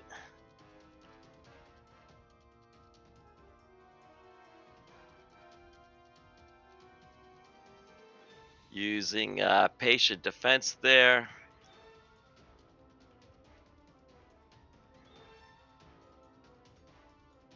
Can I get into that bush, Adam? Does that make sense? The one that's 2 squares to your west? I mean, sure, but that I would say is squeezing, since that bush is like the full square, which means you'd be attacking at disadvantage if you do so. All right, I'm just gonna stand here, take my attack. That will hit. And no surprise, he also drops to the ground. And then I'm gonna say, I'm gonna go ahead and go up north here. Yeah, somebody's roughing up Celine. Hey, leave our librarian alone. Pick on somebody smaller than you like me. And I'm coming after you. I played that. Is this guy? I played that just because, why not? I don't know if it's a skill check's coming up, but I might as well play it. Okay, at any time, you and your group gain advantage on your next skill check within 1 minute. So, though, please go ahead and throw a Let's go purple dot this time. Purple dot on your token, and if any of you make a skill check for the next minute, you'll have advantage. Okay.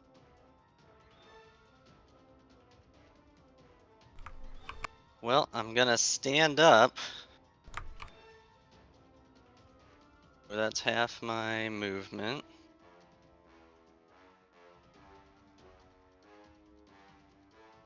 You remove the prone condition. I'm gonna... Everyone down here is downed, correct? I'm sorry, everybody down where? These, the enemies down here are all on the ground, unconscious, Correct, or yes. dying? Okay. One or the other, yep. Yeah. Saline doesn't know which. And it doesn't really make sense for her to try to double tap them because she's not close enough to see if they're still alive or not. So I'm gonna do 5, 10. And I guess I'm gonna Toll the Dead this guy because he's the only one I see. That's the one just next to you, right? Yeah. All right, spell effect roll, please. Wow. Yes, indeed, this will affect him. Okay. And we are going to click Toll the Dead on our bar. Once again, Another 3 big necrotic. ol' 3. I tell him it was very rude to push me, and I end my turn. I just cycled the music for you there as well, Vin. Hopefully that helps. All right, we move to this guy's turn, and he's going to make his way up to here. And Serena, he's going to throw a couple of darts at you. 2 defense rolls, please. Where did he come out of? Is it an alleyway or a doorway or? You saw him come from the west side of this building. Knowing what you know about the High Crisp House, you would know there's a wooden porch on the west side, and that's the face of the door on that side as well. Okay. The first one misses you, but the second one sinks into your flesh for 2 points of piercing because of your rage. Okay, and I don't remember who dropped all these guys. I think Serena dropped this one. Serena, D20, please.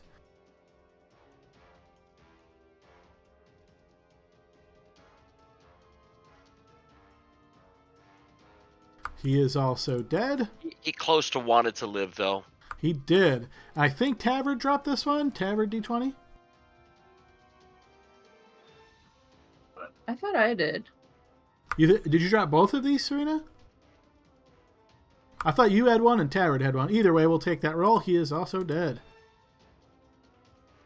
Okay, Blixel, 2 GM death save at disadvantage, please. So I think by default, it will only roll 1, and then just roll me another GM roll D20, please.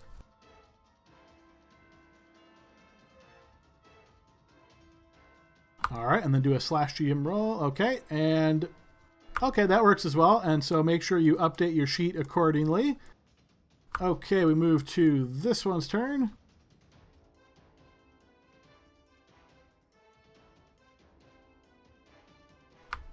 Yes, 2 more darts your way, Serena.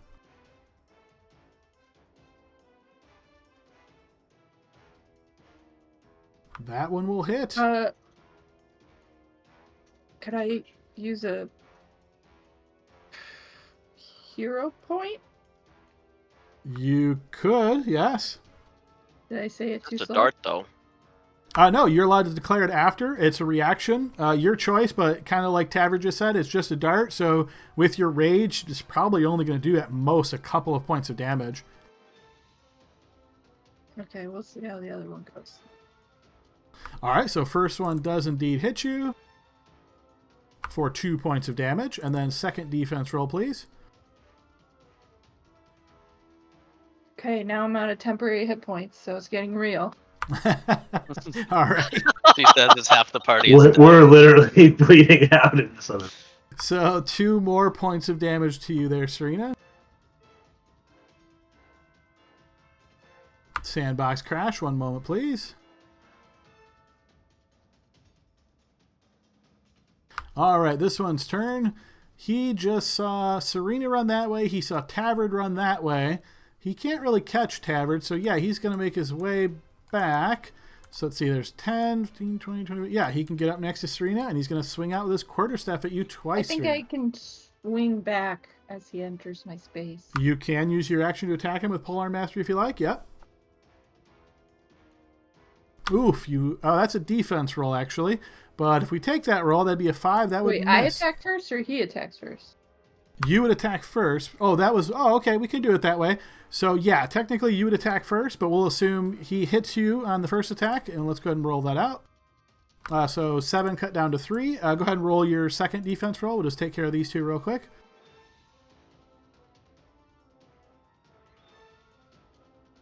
That one you do evade, and then you can go ahead and use your attack. But yeah, in the future, just as an FYI, you would technically attack first, because you attack as soon as he enters your reach, which is 10 feet. So I can swing now, right? You can, yep. Yeah, so yeah, as he's rushing in, you notice it, you slash out, and do connect. Go ahead and post that damage. A big one, Nice. okay. Yes, he's badly hurt by that slash. And then it is your turn, Serena. I say, isn't that your leader dead on the ground over there? Flee with your lives. All right, so what I will say is you can make this as sort of like an offhand comment, or you can intentionally try to, manipulate him, essentially meaning you're using your action to try to intimidate him. Which of those two options would you like to do? If I'm attempting to intimidate more than one person, is it...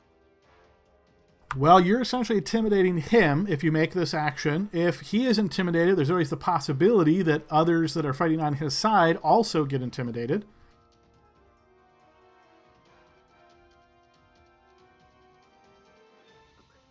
Okay, I'll try. Try the intimidation. Intimidate him. All right, go ahead and throw me a blind check here, please, Serena. Skill checks are at advantage. Yes, next skill check, yep.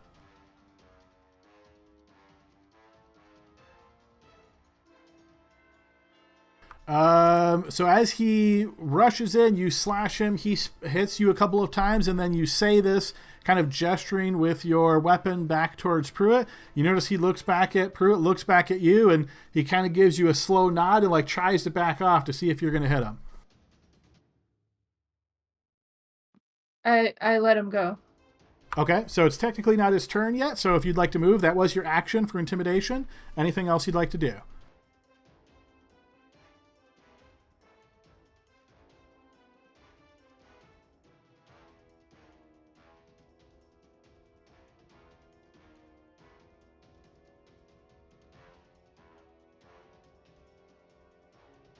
He does not take his opportunity attack against you. All right. This guy says, "Are we going?" And you see the guy up there goes, "Yeah, let's get the fuck out of here. Look at all these dead people." And so it seems like these guys are going to indeed attempt to retreat here. And by retreat, I mean they're going to move forward out the way they came. Vin, still nothing from you. This one does not hear that. He's not quite sure what's going on. He's still in the thick of battle with Saline here. So that last time was pretty effective. So once again, Saline, he's going to try to shove you to the ground. It was ineffective. It was just rude. Oh, he got you down, though. That's what he cares about, right? Knock you to the ground. This time he does not. He will follow that up with a single attack, though. Defense roll. Yes, once again, not able to connect, and we move to Tavard's turn. I put my hands on my hips and look at him. I'm like, come on, man. You're getting outmatched by a little girl. I guess she's Now, not that little. Is that little girl holding a weapon of any kind? No. I have a shield.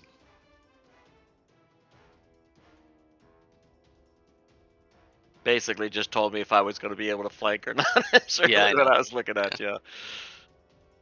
All right, and I do not have any key left, just to let you know. So, but I am aware. but I am going to go ahead and try to bash this guy. All right, you pop up the corner, swing at him. Believe it or not, that does hit once again. Walloping him hard. Looks like you're the last one. Your friends just left. Would you like to use your bonus action, perhaps, for an unarmed strike? Oh, yeah, Gotta thank be you. in, Yeah, bro. thanks. I was, You're yeah, I so was used thinking to I was, that patient yeah, defense, right? that's exactly it. Yeah, I'm gonna go ahead and just hit once.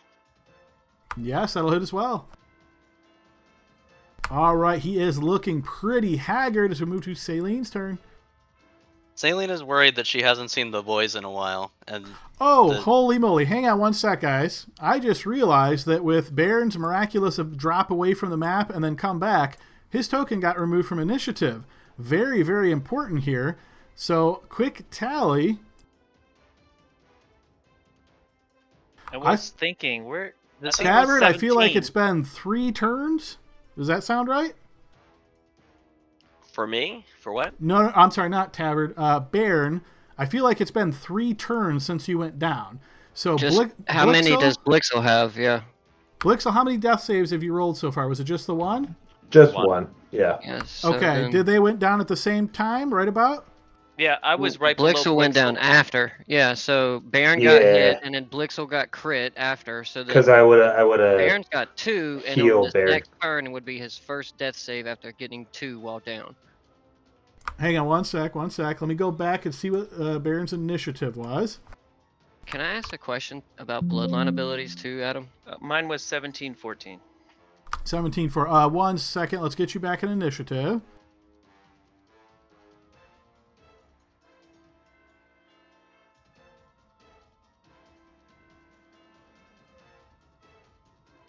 Okay, and then if we sorted you properly, so you would have been just after Blixel. Okay, so Blixel, all right, and yeah, so we'll go with that then. So Blixel, so technically you have to roll 1 already, right? So everybody keep me honest here, but I feel like Baron would have rolled right after Blixel, right? I think so. So no, I don't think that's what happened. I think what happened was Baron went down, and then on that guy's turn with Blixel, he crit him, and then Blixel went down after. So Baron had already lost 2 after that guy hit him once, right? So it would just be 1 attempt to save. So here's why I'm thinking no, because the guy that dropped Baron is nowhere near Baron, and he's already had a turn and went all the way up to the top, right? So he dropped Baron, then the next time around it was his turn, he went to the top. So there's got to be at least 1 round that has passed. Yeah, and then so this is where the question for my question for bloodline abilities come in, Adam. Okay, sure. Yeah, go ahead and shoot. So it says regeneration. As a major ability, the Scion regains 1 hit point each round that his health is below 50% of his maximum health, and he has at least 1 hit point. I see, at least 1. So he's got to have it that 1 before it kicks in. Because otherwise you would just keep popping up over and over and right. Okay. Okay, so this is a real big one then, Baron. So I think, and again, feel free to disagree, but I think you owe us 1 death save. So go ahead and set yourself to 2 GM. You already have 2 failed from getting hit with melee. So this is a really critical one. And remember, unfortunately, that terrible DM spent that red card to make this at disadvantage. That was 1 minute and 1 second ago. I don't think so. Big money, bro. It's in your hands. Okay, so we've got the results of that. Celine, your turn. I will resume my original intention. Since she hasn't seen the brothers in a while and she's seen enemies come from that direction, she's getting very worried about it. So she's going to shoot this guy a dirty look and be like, all your friends are leaving, you should too. And then I'll step away from him, and if he wants to take the attack, he can. He doesn't. Okay. 10, 15, 20, 25, 30. All right, pause real quick. So Tavern would like to spend his inspiration on Baron's previous death save. So Baron, had you failed that last save, you can go ahead and declare if you did or not. I did. All right, so he just burned inspiration to allow you to re-roll this. So again, you are rolling at disadvantage, so 2 more rolls, please. Can I spend mine too? How do we know? All right, Baron failed again, so yes, if you would like to spend yours as well, you can. I tried, man. Is that what you would like to do, Serena? All right, so she spent hers. Baron, 2 more rolls. Might as well go public now, right? No. burn Because I don't know I'll how burn mine as quickly well if I anyone's have going to get over here. I'll burn mine if I have to. Okay. We will say you don't have to right now, Saline. Your turn. All right. So I lost my vision and all those interruptions. I forgot how far I moved. I was standing right next to the guy. How far was it? This was 20 or 25? Can we measure? 'Cause I That don't- is I don't 30. 30. Okay. So I will action dash. Okay.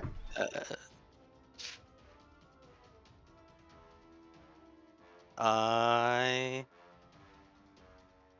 don't know exactly where they were, but I'm going to try to. Being from the hamlet, how big do I remember this house to be? Like 25 by 15?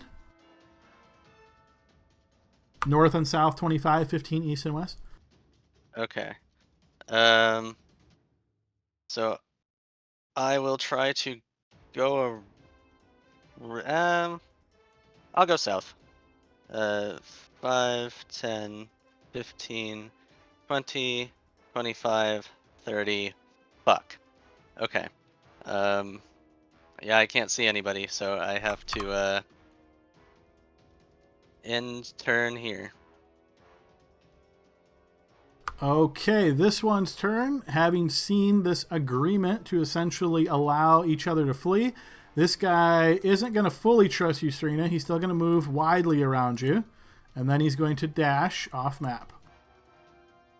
Blixel, very important death save, also at disadvantage.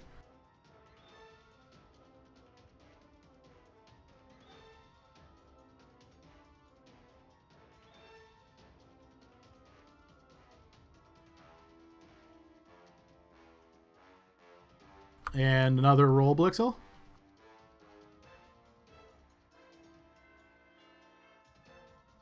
Okay, so I will just say, does anybody happen to have inspiration left that they want to try to use? I do. Blixel just rolled a Please- nat please 1 do. and took 2 I- failed death saves. I will spend it, but if Saline could see me now, she would really want me to save it for Baron. I will just say that. So I will spend the inspiration as the player, but Saline would be mad at me if she knew I did that. Blixel, 2 more rolls. You just can't roll a 1 on one of them. Okay. Baron, another really, really big roll, and it's at disadvantage. That was a really mean card to play. I know. I That can't was. believe Serena had that one. Boo, Serena! All right, Is and that I death believe save, nobody has inspiration left, right? No. Okay, so we move past that turn. Side note, for some reason these death saves keep crashing the sandbox, but let me just refresh that real quick. All right, similarly, this guy's going to do a wide arc around Serena and then bolt out of here. This one will do the same, getting out. Serena, your turn. Fireball. They're all lined up. Where do I hear death groans coming from? I don't know that death groans are a thing in D&D. So they're unconscious, so I don't imagine they're making much noise. Bodies, as far as I could see. And apples.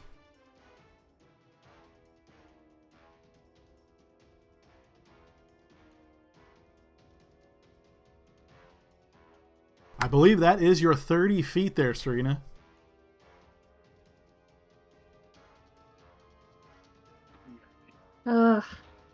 I would prefer to save the air, but I will reach for whoever I can reach.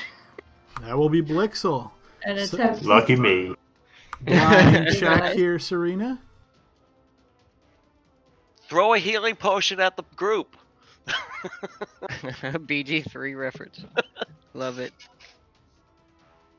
All right, you try to stop the bleeding of Blixel. I wonder if it was successful.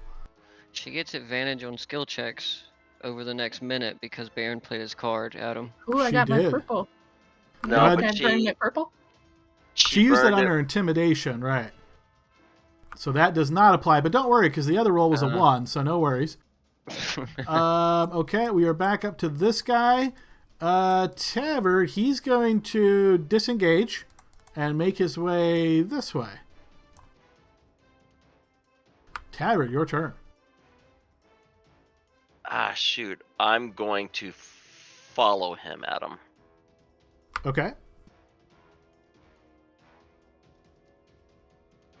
Keep going north. Get out of town or else. So that'll be mine. If he goes to attack me, I'm going to use my ready to action to swing.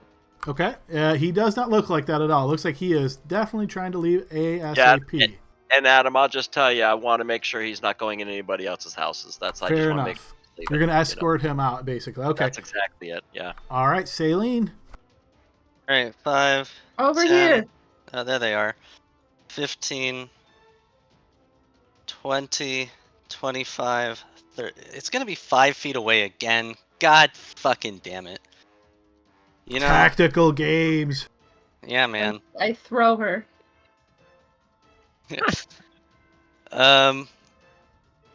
Well, Oh, you were trying to double dip, weren't you? yeah, I was trying to stabilize one and healing word the other, but just Gotcha. couldn't quite get there. So what she'll do is, because she knows Blixel can use healing magic, she thinks that since he's right next to Baron, she doesn't know what's happened to Baron yet, or if he's still alive or anything, but she's going to trust Blixel to have healing magic ready and waiting, because he's right there next to him. So she's going to make the tactically smart decision to healing word Blixel. I will click that momentarily. Bop. Blixel, are you still alive? I am, just barely. Oh my gosh. And the medicine check actually stabilized you as well, but you pop up with 5 HP. That is my Dang. full movement. I thought he was gone. I really did. Yeah, that is my full movement, so I still have my action. So I will dash to Baron's side here. 5, 10, 15. I'll even go here, so I can be next to both of them. I don't know if I can actually fit in this space, though. Is these... They're kind of kicked around and stuff, so yeah, you could I definitely will go kick there. them out of the way and try to tend to... You kick a Honeycrisp the apple front right back. onto Vin's face. Yeah. So that is my turn. I don't have anything else. Blixel, your turn. Okay. Wait, did she heal me? I'm sorry, I blacked out there for a second. She I did healed not. Blixel. Yeah.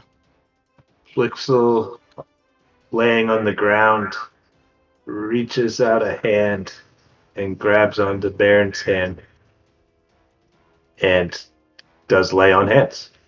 How many points would you like to use? Go ahead and click that. He only has 1. All right, 1 point of healing rushes through Baron. Baron, does this heal you? You sense no reaction from the corpse. Oh. Sag. Dun, dun, dun.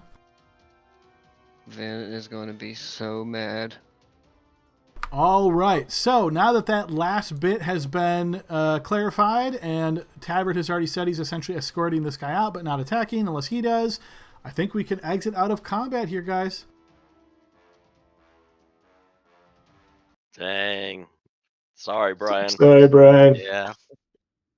No worries. Long live the true king of Cariele. As long as he's alive, there is hope. His last action was saving me, though, so... It was, yeah. Make put it his- straight. I was going to say, he put his sanctuary body between all of the threats and you. And then actually sanctuaried me again. Yep. I put that on Vin. By the way. You should feel guilty for the rest of your life, Finn. We'll have to see how this impacts his character's personality and such. All right, guys, we are at the halfway point here, and I feel like this is a great time to go ahead and take that 15-minute break, deep breather. Whew, come back on the other side. All right, see everybody in 15. Woohoo! Oh man. All right, we are back to the second half of our session. Unfortunately, we just lost a PC. Let's get back into the events, folks. Okay, as we find ourselves back here in the hamlet, Tavern, you've escorted the last guild member out of here, who's quickly escorted as quickly as he could. Seeing you on this side of the town, Tegan follows you back over to the site of the commotion. The Souths have been released. Finally, Shannon able to get the ropes loose enough on Onwin that he's able to get free and then quickly frees Guinevere, their daughter. And you can see everybody sort of gathered over in this area and a bit of shock as they're seeing all of these bodies on the ground, all of these dead people, as well as, I presume, our player characters in mourning as they have discovered that Baron has been slain. So with that healing from Celine, I believe Vin would have been laying face down because he got hit and then he got kicked over when those guys ran over top of him. So he's going to push himself up and kind of look her in the eye and say, "Oh, are they dead? You know, Pruitt, the bandits." Yeah. Lux was just sort of like draped over Baird.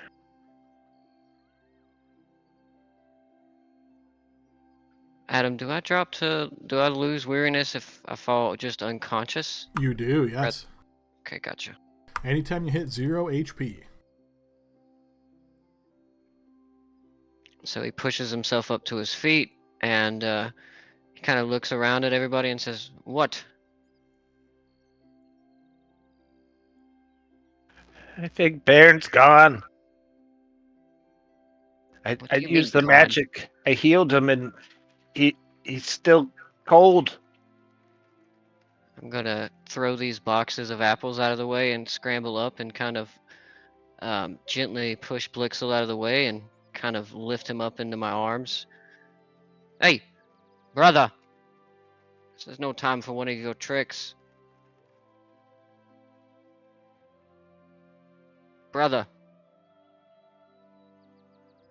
From across the way here, Vin, you hear Tegan's voice call out, "There's no time for this.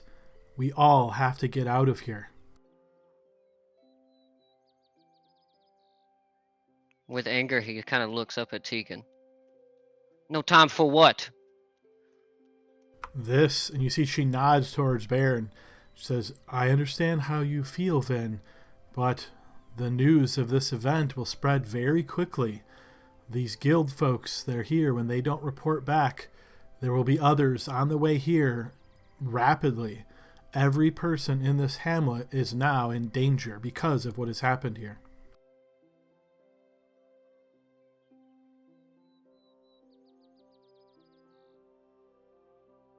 I'm gonna look up towards Guinevere.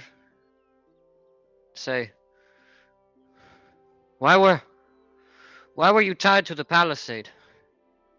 They were questioning us, and you see she looks nervously between her mother and her father. They tied us up. They started asking us about Kaylin and who you all were and how we knew you, how long you lived here and when you came and who were your friends and just all these questions. And you see Tegan looks around again and she says, "There is no time. I will start getting everybody. We have to leave right away."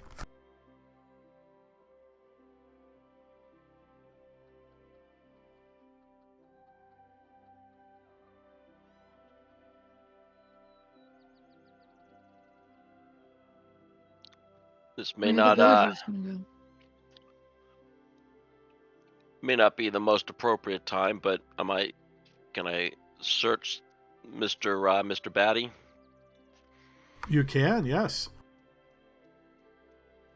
Okay, as you search Mr. Batty Pruitt, you find that he is wearing studded leather armor. He has a scimitar at his side as well as 6 javelins. He has a coin purse that feels quite hefty.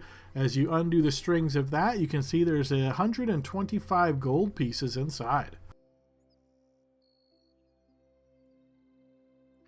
Does any like his sword or anything look exceptionally nice, sellable, Give whatever? me blind check for that tavern.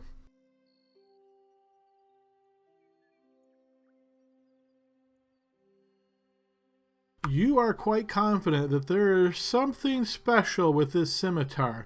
You're not sure why. There's no indication that there is. It's not anything high quality. There's no mark on it that would indicate that there is, but something tells you there's more than meets the eye to this scimitar.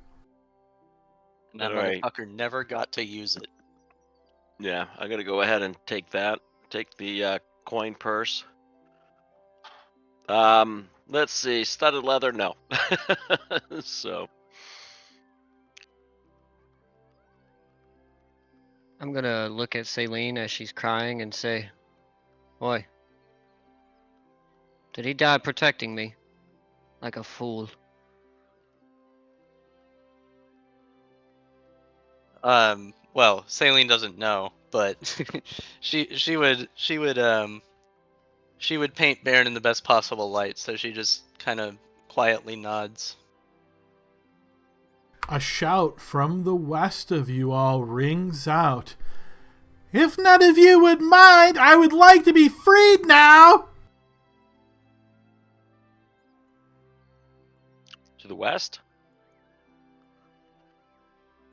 Adam, did you also- say to the I west? want to. I did. I want to make a note that my ring on my finger that contained the objects that were in my genie's respite would have popped next to me. So you would see the stone key, the golden antlers.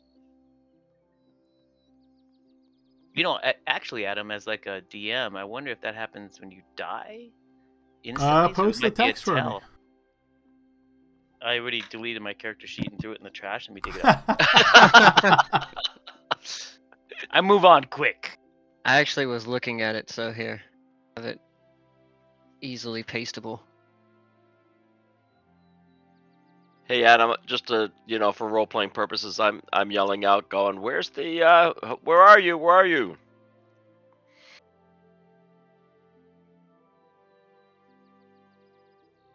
You hear the voice shouting now to your south tavern, and for you, Blixel, from your west.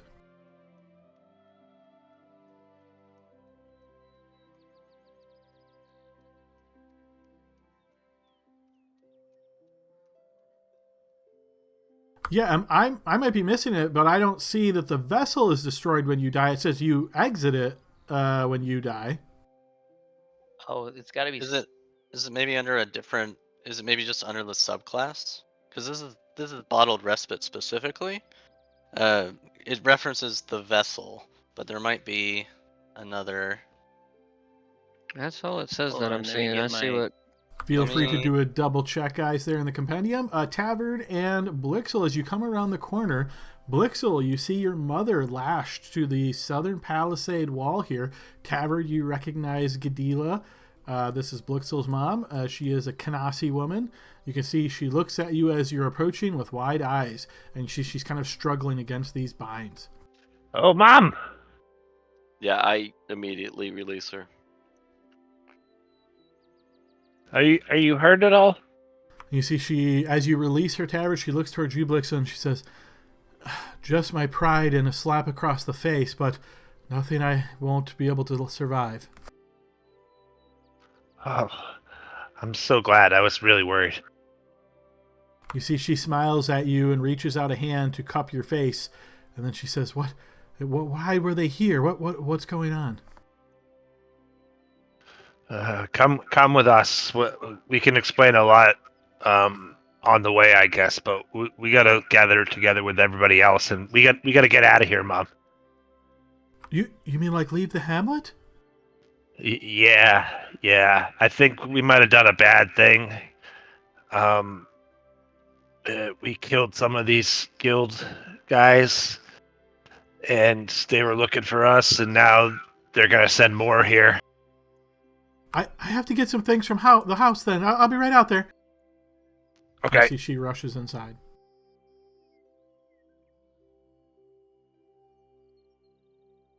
So there at the I'll just point out at the bottom of the feature for the pact of whatever the fuck he was, it Genie. says the vessel vanishes in a flare of elemental power when you die. So I would interpret that as the vessel being destroyed, but I can see an argument for. Well, the above text says, and if the vessel is destroyed, every object stored there harmlessly appears in the unoccupied space. So the There you bottom go. tells me it is destroyed, right? The vessel, well, actually, it doesn't say destroy. The vessel is destroyed if it still exists. Yeah, so, right. So basically, you see a flare of energy, Earth-like energy, maybe the smell of dirt and rubble and rocks, and then suddenly whatever was in there is just spread across Baron's body.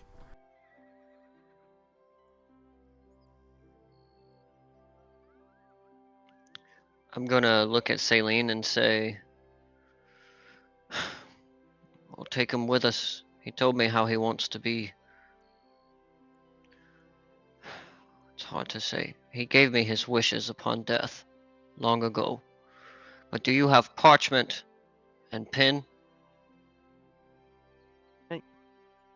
Of course. I need you to write a letter for me. It's a quick one. Yes.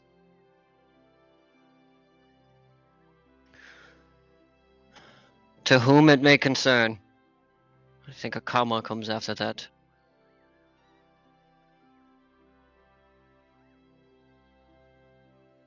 You came after us. You found us.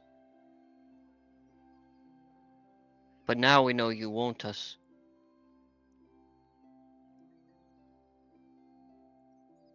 Try again, and you'll lose more. We'll see you soon.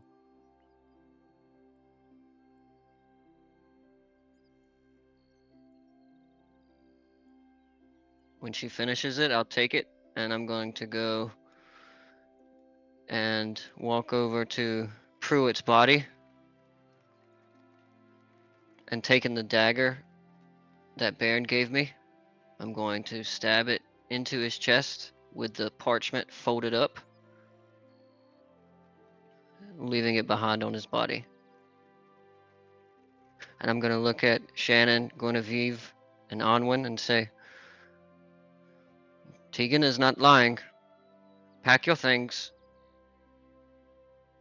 We leave very soon. It's a conga line. Indeed. Celine, I think he's in shock. So you can see this flood of the Hamlet residents exiting their homes. It looks like Tegan has gathered most of the people here. As you're kind of standing somewhat nearby, Blixel, there's this just constant chatter from the townsfolk.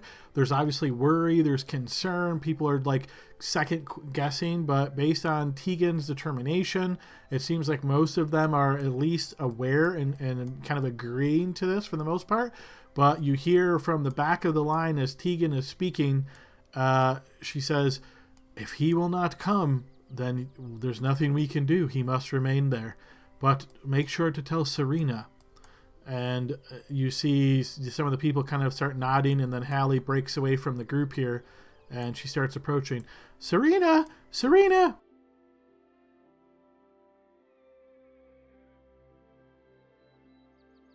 Oh, there you are! And you see she approaches, and she catches her breath, and she points back to the west. Your brother and your mother, they were in the Orban's house. Hadrian and Caliendre were allowing them to stay there and protecting them and making sure that the guild people didn't get to them. But your brother says that your mother's taken a turn for the worse, and he refuses to leave her. And Hadrian says he will stay too. What do you want to do?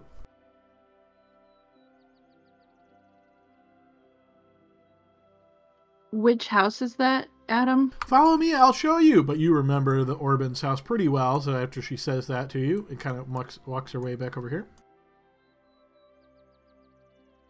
Keeps heading to the west.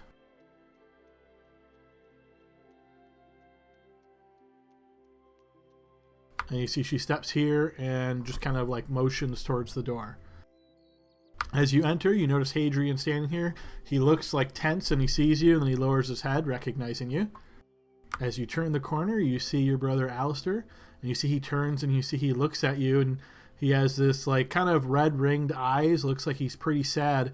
You see your mother lying here. She's kind of like taking up just a small space. It seems as though almost like she's even shrunk in the little bit of time that you have last seen her. You can see she looks very old and withered, and she's just barely taking up much space on this bed at all. And you see Alistair looks towards you and he says, "We have to go, but she's not fit to move. I don't think she'd survive." I see what you mean. I give him a hug and I like brush the hair out of my mom's face.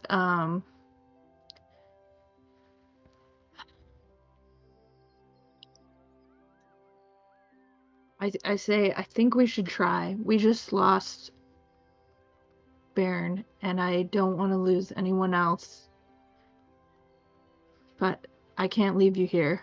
How would we even move her? What, she can't walk well, and what are we going to put her? We'd have to carry her, and I don't know, the weather. We just had terrible weather. You can't take her out in that. I know, I wish I knew where we were going. But Find out. Maybe we can just stay for a little bit. it's too dangerous.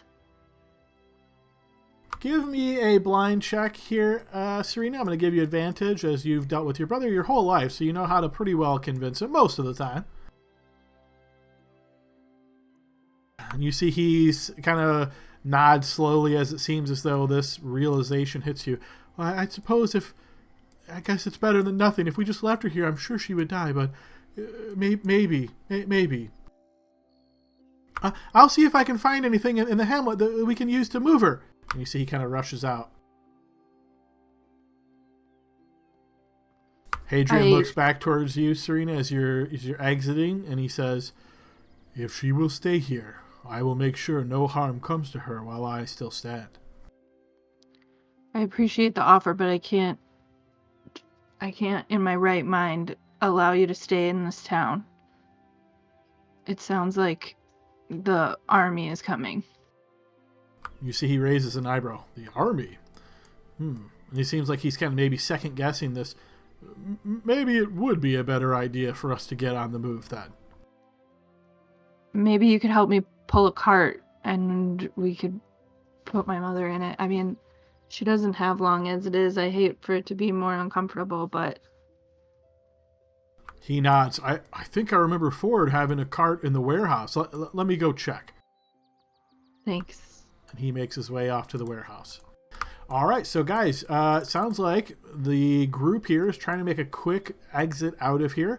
Tegan is doing her best to kind of rally everybody together. So without moving each individual token in different places, a high-level summary as she's ushering everybody out.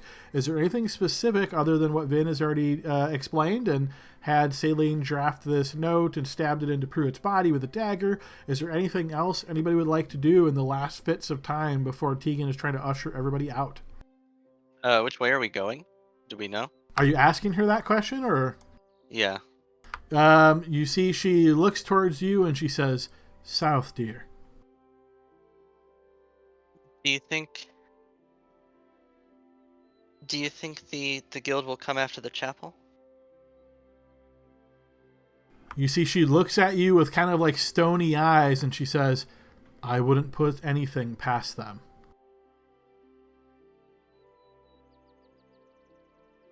Do we have time to get them? We don't. I understand if you have to go, but we can't risk these people. We have to go as quickly as we can. Do you know where you're going, Tegan? We can catch up after getting her grandparents. She nods. Yes, there's only one place we can go for safety now that the guilds of Cariele will be after all of us. And that is? Moriad. Can you spell that for me, Adam? The note taker sure I can. am. You should have asked Tegan to spell it for you. Does that name mean anything to us? Go ahead and give me a blind check, Saline. It does indeed. Moriad is the country just south of Cariele. Really, the only way to access it is what is like a gap in the mountains. It has a very famous name that draws a blank right now, but it has two different names, one in Elvish, one in Anwirian or Common. So you know that the way to get there essentially will be going south to the mountains, heading all the way to the west, and then passing through there. What you know of Moriad is that it is ruled by a regent known as the Moor. The Moor is said to be a very benevolent leader. He's an older gentleman, white-haired, but very fierce and very stubborn. He has basically not very many laws in Moriad. He believes that people should be responsible for themselves. So essentially it boils down to you're free to do anything you like as long as it doesn't harm anybody else. There's not a whole lot of rules in Moriad. The people there are very stout folk. You can think of them as being much like their leader, quite stubborn. There's a lot of open terrain. They're like freewheelers. They like to kind of spread out. They're very naturalist. It's home to a lot of rangers. So you could almost think of this as far as kind of like classic good kingdoms nearby go, this is the one.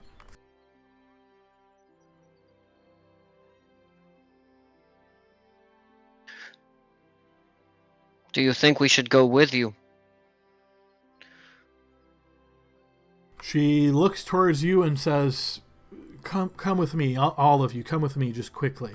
And she asks the rest of the townsfolk to kind of stay on the side, and I'm assuming everybody will follow. She'll kind of pull you outside of the now destroyed gate wall on the east side there and take you into the outside of the hamlet. And you'll see as she looks at you and speaks quicker than you're used to her seeing, you can see this onus of difficulty or this onus of danger has really kind of sped up her normal speaking pattern.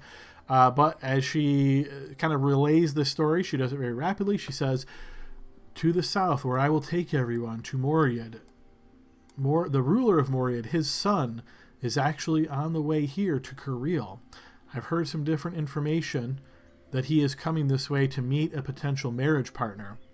He will be coming to the capital, but my sources say that they are hosting him in almost like a cabin or on the outskirts of Cariele.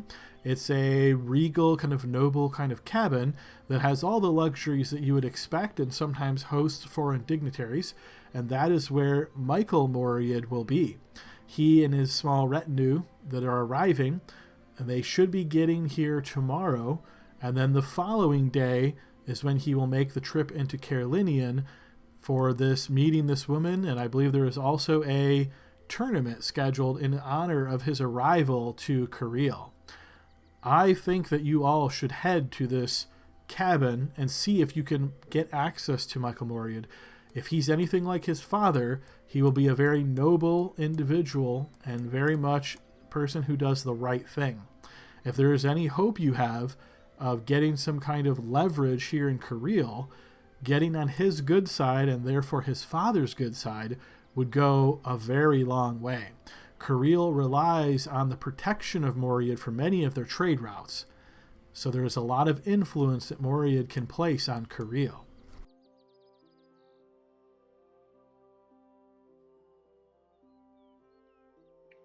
So here's what we'll do.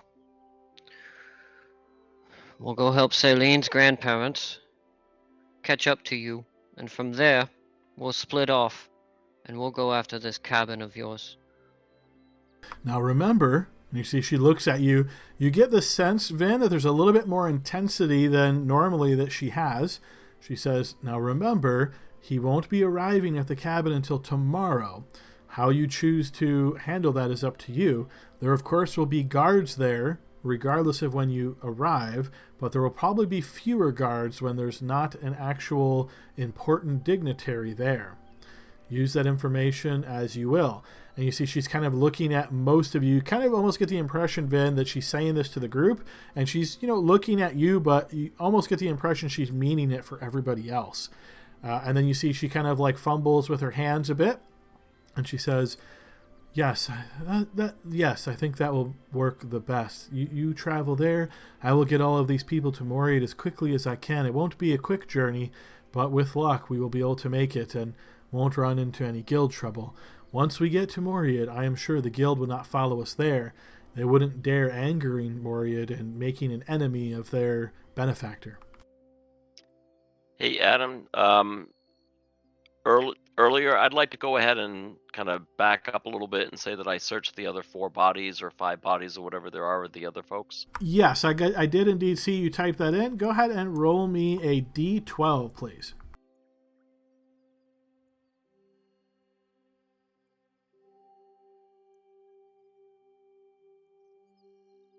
Okay, so they have quarterstaffs and darts on them, of course. They were all wearing leather armor. Based on the number that you dropped, which was 4 of them, you find a total of 36 silver pieces on the other bodies.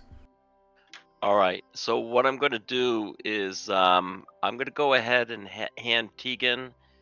I'm going to hand her the pouch of gold, but I'm going to keep 25 for our party. So I'm going to give her the 100 gold and the silver that was just found. And I'm going to say, I kept a little bit for us in case we need it, but this should, maybe help the families, a little bit get resettled. You see she clasps your hand and nods very sincerely towards you. I hope that is what I can use it for, but if nothing else, maybe even for bribes just getting out of Cariele. This will go a long way. Thank you, Tavard. And as like we all begin to kind of shuffle away, I'm gonna kind of look at her one time and just stop and then look down at my neck and see that totem that Baron gave me, and Baron's death wishes, and Tegan probably knows this as well, is that he wanted to be burned and he wanted his ashes to be left in an urn for her to care for, but considering the circumstances, he can't do that right now. So what he's going to do is he's going to take the totem off of his neck and he's going to hand it to her and say, Baron gave this to me for protection. I think he'd want you to have it Once while I per take long care of his rest. body.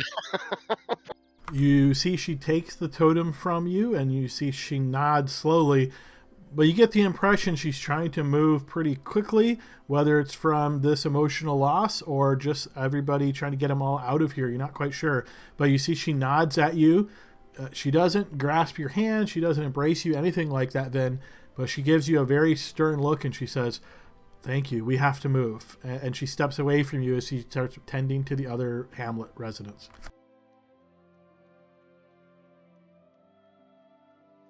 So I'm going to go back to Baron's body and I'm going to scoop it up with that tabard, that tabard that Serena laid over top of him, and I'm gonna kind of just hold him like a baby, I guess, like a wounded soldier, man carrying him back home, kind of thing, and look towards Celine and say, "All right, well, if we've got to move, then lead the way."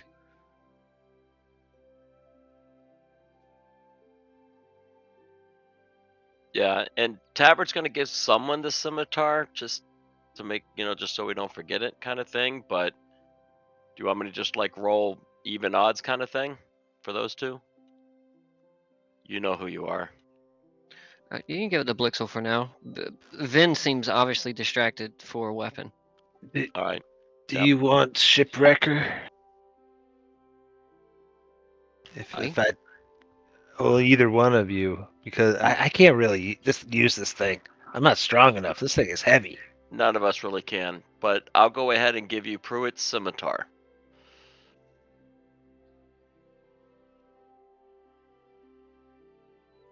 And by the All right. way, it looks pretty. And I don't know why, but it may be special. Actually doesn't look pretty. There's nothing special looking about this at all, Blixel. As you take this in hand, you're like, why does Tabard think that this is special in any way? It looks like a run-of-the-mill scimitar. Yeah. All right. Thanks. Appreciate it. Tabard taps his head and go, "A dwarf knows things." Either a natural 20 or a natural 1, and we don't know which one it is. Whatever. Well, you sure we don't have time to burn Bairn? We'll get to the chapel. We'll take care of it there. Okay. Can we use the disc for his body? I can carry him. And you All see right. his face is like very. It's like commanding to a point. Like he doesn't want you to say that he can't or offer any solutions. And how many hit points do you have? Are you like pretty low? I'm at 8 of 41. I'm near death still. But I All have right, like as you 12 guys buffs. work through some of those details, I'm going to move you over to the regional map as you guys are exiting from the hamlet here and making your way towards the chapel. By the way, did we get directions to this cabin, or we just... She told you it was southwest on the outskirts of Carolinian, so you think you can probably find it at least in the general vicinity. Oh wait, Carolinian is towards the southwest? I thought this was north. Southwest of Carolinian. Correct. The cabin Okay. itself. I got you. Okay, so again, just real quick summary. So you know, based on what Tegan has just explained to you, she's going to be making her way with all of the hamlet goers that she can round up. She's going to try to take them basically along this mountain path until she gets over to, the Gates of Doom, and then move to the southeast, thanks for posting that, Ben, and make their way into Moriad proper. It's probably going to be a multiple day journey without doubt. And who knows how far into Moriad she is going to take them. So you're not sure when the next time that you will see any of the people that you grew up with or Tegan. We're gonna ask Tegan though. So what was that something special you wanted to tell the brothers? This, that Michael Moriad was coming. That his arrival here could really turn the tides for what they're trying to accomplish. His support can go a dramatically long way to what they're trying to accomplish in Cariele. Wixel will definitely say goodbye to his mom. Yes, she is obviously very sad to be parting ways with you, Blixel, and you see she's kind of vacillating between showing sadness and wanting to spend as much time with you as she can before you part here, and also there's got to be other stuff in the house that she has to remember to take.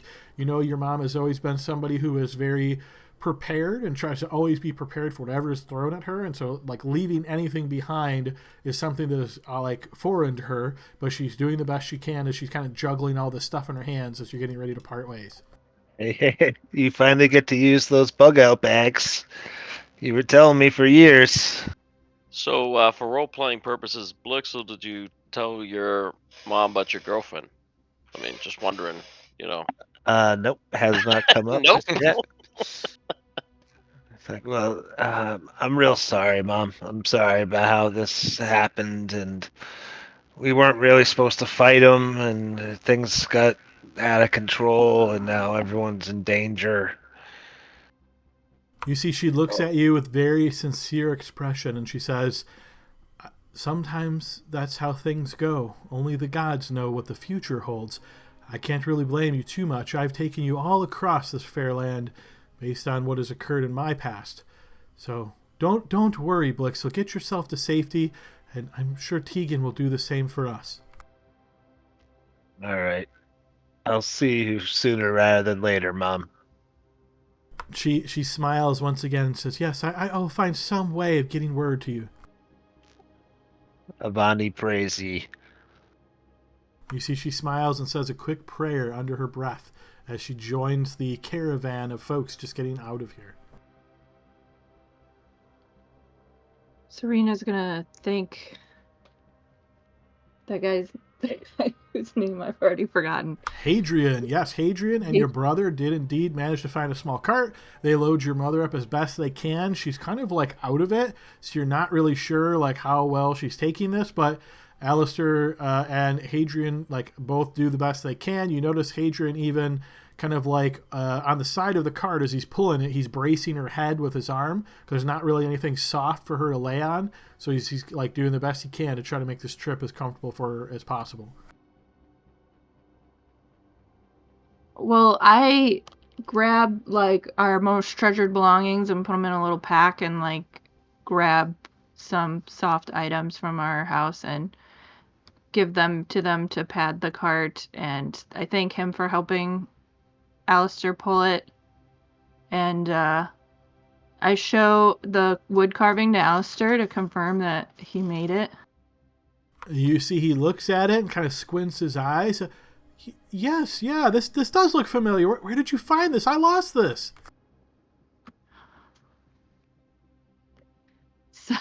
Somebody found it, they claimed, and I was wondering where you had lost it.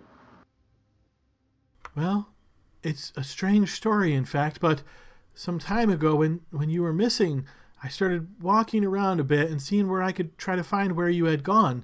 And then I would go to different areas around the woods and some of the places where the trees were all cut down, and I would be thinking about you and seeing if I could find you. And one of those times it just struck me to maybe do a small carving, and I spent that time there just carving this, and I set it down on a nearby rock and just kind of was looking around, and then when I looked for it again, I couldn't find it. It was like it was just gone. And I spent 30 minutes or so looking for it. It wasn't there. Maybe the wind blew it on the ground. I don't know, but it was just gone. I took it for a sign. Like some part of me thought that maybe it had made its way to you somehow, but I couldn't find it. So I left. I'm so surprised to see you with it. It's like it was meant to be. I felt the same way. It's made its way to my pocket where it belongs, so I'm gonna treasure it and think of you. And I give him 5 of the unmarked gold pieces, and I say, like, keep this if you need something on your journey. And you see he nods and smiles and says, "Thank you. I'll do whatever I can to make sure Mom is safe and comfortable. I hope she makes it to where we're going." Well, we know that her demise has been a long time coming, so He if nods I'm not slowly. able to see her, say a prayer for her if we lose her. He nods and says, I will. I will tell her you're thinking of her." Thanks.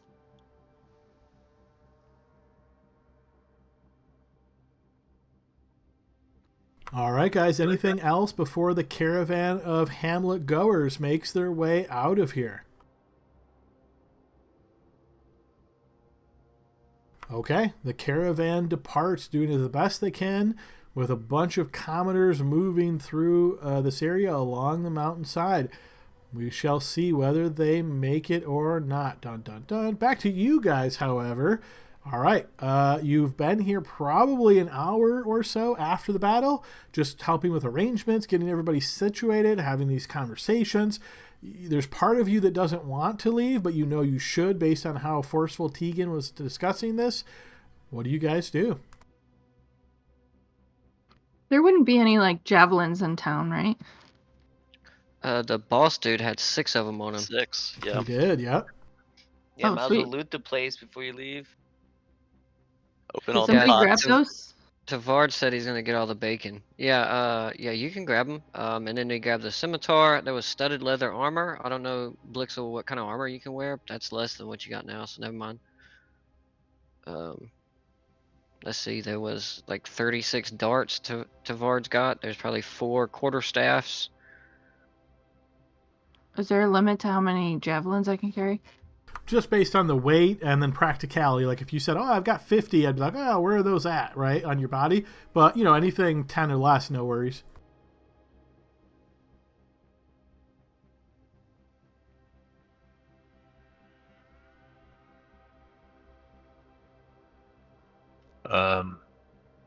I know we want to get over there, but is it possible that we take a little breather before we head over?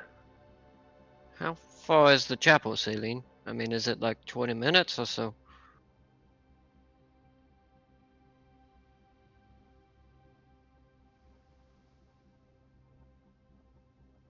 You're She's ignoring me. overcome with emotion. She can't speak.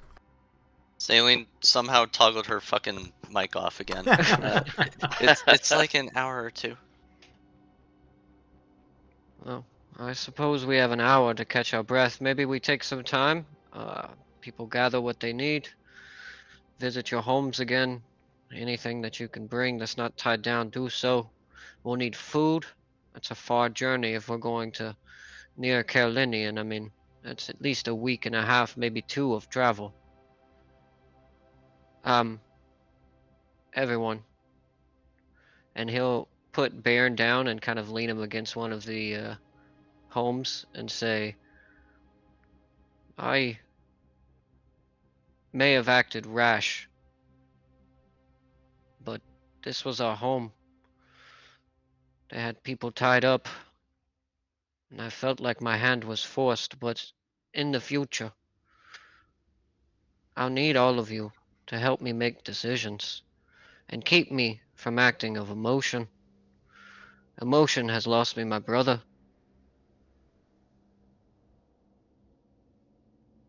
I don't want it to lose any of you either. I mean, I get it. These guys are dicks. They're egging us on. They're picking on us. But sometimes we don't have an army yet. So until then, they got the numbers on us. Sorry I endangered your families. It's all right. One way or another, it was going to happen eventually. Yeah, you're not the problem. These guilds are. I failed you by not protecting your family. He's gonna walk over to Serena and put his arm on her big ass shoulder and say, you didn't fail me. None of you did. You protected everyone. Outside of my brother, no one died. Although we can't say the same for their journey, as it will be long and perilous. But hopefully, the mountains will give them some protection. Maybe Celine can learn a spell where we can communicate with them or something. Or send them a message or whatever. But if Tegan is right, this Michael Moriad, he has an army. He has a opposing force that we could use. But I'll need your help in convincing him. If he'll still go with me. You mean what I think you mean? I never know what you're thinking, Blixel. That's part of the reason why I bring you everywhere. Like, one of us has to, like, sleep with the guy. Oh, no. He's Oh. coming to visit his betrothed, or arranged marriage. Oh, okay. No. That's no what he thinks. Well, just seduction we or keep anything. that. That'll be plan C. We'll put that as Blixel's contribution. And then later we'll categorize it appropriately. But let's take some time and gather supplies. We'll meet back here in an hour and we'll take off towards the chapel. See if we can help Celine's grandparents find somewhere safe as well.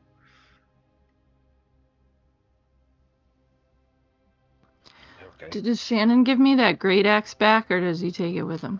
She would definitely not have, because she could barely hold the thing, so you probably find it leaning up against the palisade wall. Before Blixel tries to short rest, he's going to cast Cure Wounds on himself using his Bloodline ability, if I have it still. I'm going to double check. Okay. All right, so it sounds like you guys want to try to spend an hour here in the hamlet trying to gather things, and I assume then taking a short rest is part of that time? Yep. I think we can gather stuff, right? While we're short resting. It's not like we're... As long as you're doing light work, you're not like heavy lifting and that kind of stuff, I'd say you're good. Is there anybody that is not spending a short rest? I don't think I need to. I already spent Arcane Recovery this. Oops. Do you have any weariness? Oh yes, I do. That's true. True. I should have one. So, yeah, I guess I will.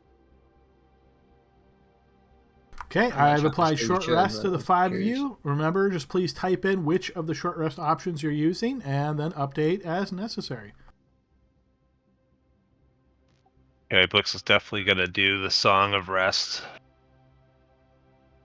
And then Adam, I have Is this more like a funeral dirge at this point? Yeah, it's a very somber, just sort of ghostly song that sort of echoes through the empty hamlet now. All right. Yeah, and I heard you say advantage, Vince. You're going to roll twice, okay? Yeah, it's plus your con mod, right? Whatever you rolled plus the con mod. Is that how it works? Oh, well, you make me reference the rules here. One moment. I think And so, based on sticklers. Serena's roll just there. So you get your proficiency bonus number of dice. So you guys' proficiency bonus is 2 right now, so you get to roll 2d8 for your case, Vin, and then add your con mod twice.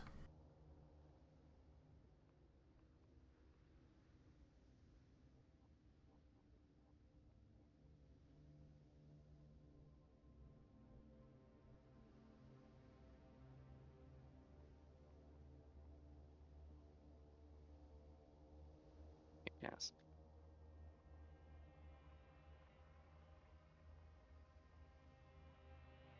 And Adam, can you give us a general idea of what we can find around the hamlet?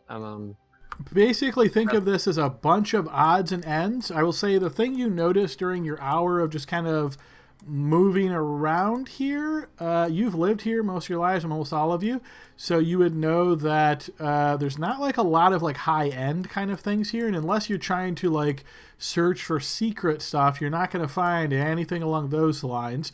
You would find quite a bit of apples. There's fresh vegetables around, beds, all the kind of like regular stuff you could think of, hammer, nails, stuff like that. I will also say you notice that both of the High Crisps, Mord and Riva, have not left with everybody else. They are still in their home, seemingly a bit shaken up, but they decided not to go. You can find in the storehouse a couple of casks of ale. There is no wine here. You find 2 casks of ale and 1 of beer. Perfect. I'm gonna look up the poundage of cask of beer.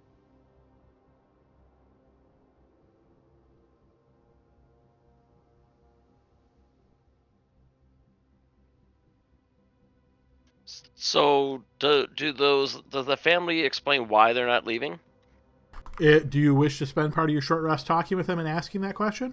Yes, I do. So high level, as you ask them this question, they basically give you. It seems like mostly Mord is doing the talking here. This is the husband. The wife is kind of like quiet in the background, and you can tell she's definitely listening and she's like watching, but you get the impression she's kind of deferring to her husband in this matter. He essentially explains to you that this is their home. They spent so much time and effort here building this place up, and again, these are kind of like the richy people of the hamlet, so they definitely don't want to leave behind everything they lost. When any of you kind of warn them about the dangers of the guild coming, they kind of shrug and they say, the guild's been here always, and yeah, sometimes they've pressed them for different issues, but it's never come to like killing them or anything like that, and they're going to take their chances. All right, and just to let you know, I'm going to tell them, well, look, if they were torturing people just to get some questions, what do you think they're going to do when they come here to a mostly empty, place, right? They're going to torture both of you until you guys scream, and, you don't want that for each other, do you? You see Mord looks at you. They didn't torture us the first time they came in here. They're just looking for you. They're not going to torture us the next time either. You've always been a loser.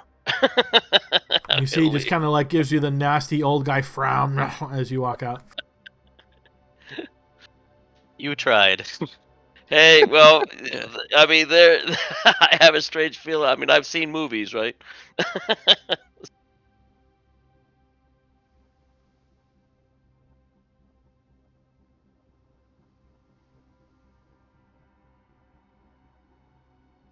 All right, Celine, let's go save your folks. Oh, can I attune to the scimitar if it's magical?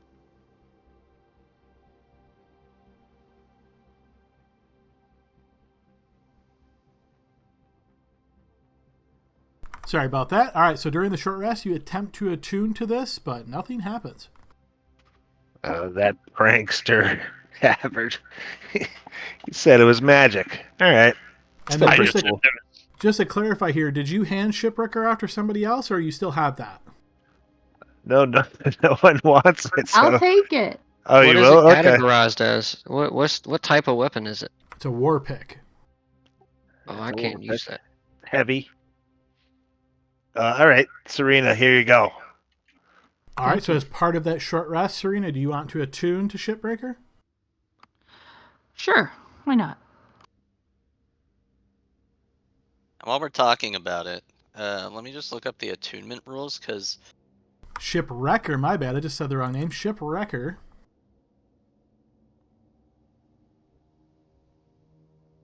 Is breaking attunement also an hour, Adam? No, I don't believe so. I think if somebody else attunes to it, it automatically cancels your attunement. Let me read. Your attunement to an item as if it has been more than 100 feet away from you for 24 hours, or if you die, you can also voluntarily end your attunement to an item with another short rest. So yes, I would have to... But I don't think if you've attuned to something, it prevents somebody else from attuning to it. He's saying instead of you unattuning, if I Uh-huh. attune to it over you, then it will attune to me. 'Cause It'll I break. get what you're saying. Yeah. You know.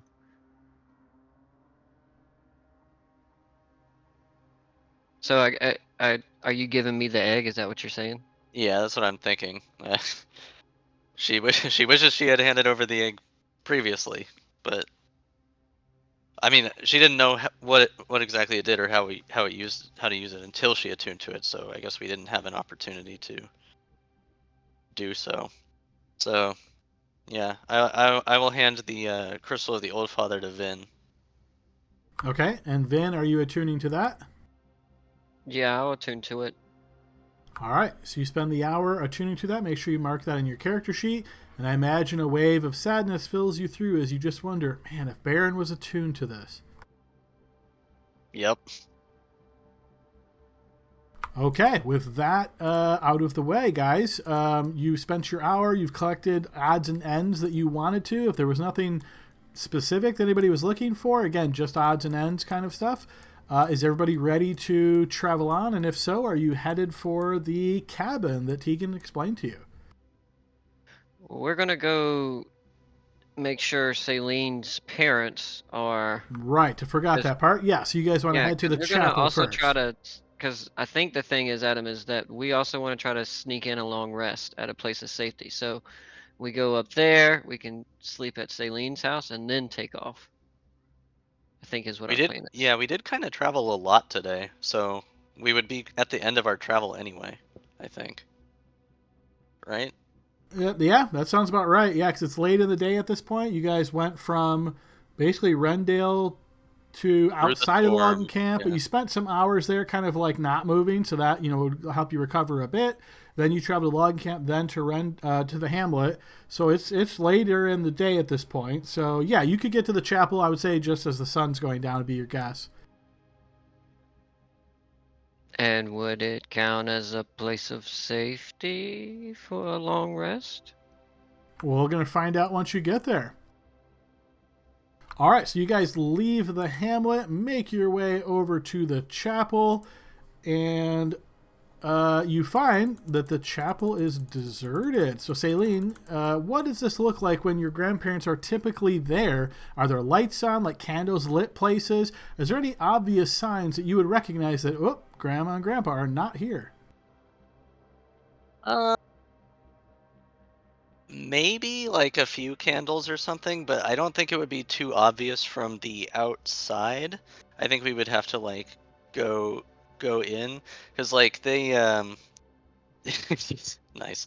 I'm not entirely sure what they wander off to do, but they've got their rights. they probably are very active, like in the interior of the chapel. I don't know that there would be any like obvious signs that um, that it would be empty, And aside from like assuming the doors they're, and shutters closed, I I was going to suppose. say, assuming they're outside of the chapel, are your grandparents the kind of people that typically lock their chapel before they leave? I think they would, yeah. Okay. So you would find the chapel locked when you arrive here. Would you like to describe anything that the other player characters would see about this chapel? Anything that sticks out for them? Only that it's situated, like as we discussed a while ago, like it's situated in like this region of old growth trees. They've got like permits and they've got deeds um, to prevent the guilds from getting too close to this area and like the property around it. So it's definitely more of a, almost like a kind of, I don't want to say ominous ambiance, but like it's this isolated chapel in the middle of the woods. The woods are, the trees are like old and overgrown and stuff. So you wouldn't be mistaken to assume it's an abandoned building if you didn't know exactly what you were looking for, I guess. Okay, fair enough. So, yes, you guys would find that this chapel is locked up tight. There does not seem to be anyone home, even after rapping at the chapel doors. There's simply silence that greets our party. You don't have a set of keys to your own home? I'm pretty sure I would have a key though. Yes. I think that makes sense, yeah. Yeah. Because they send me out to do stuff as well, so it would. She like breaks out a little carabiner. So, as a high-level summary, what I will say is you guys get access to the chapel through the key from Celine. Everything looks normal. You don't notice any signs of distress here, Celine. You get the impression that both of your grandparents are just simply not here. Where exactly they've gone, maybe they've headed into Carolinian, perhaps. Maybe they were on their way to the hamlet. You took a different path than they did. Maybe they're simply out looking for particular herbs and things to make ink for their books. It's hard to say exactly where they might be at this time of night, but they are not here. Also, as this is not a protected stronghold where you don't have anything to worry about at all, no, unfortunately, will not qualify as a long rest location. Shit, we ain't gonna be able to long rest for a month.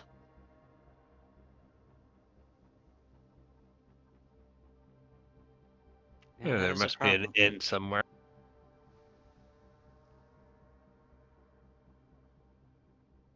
So it's getting late at this point. You can think of this as being like 7 p.m.-ish, right? Sun is certainly almost all the way down this late in the year.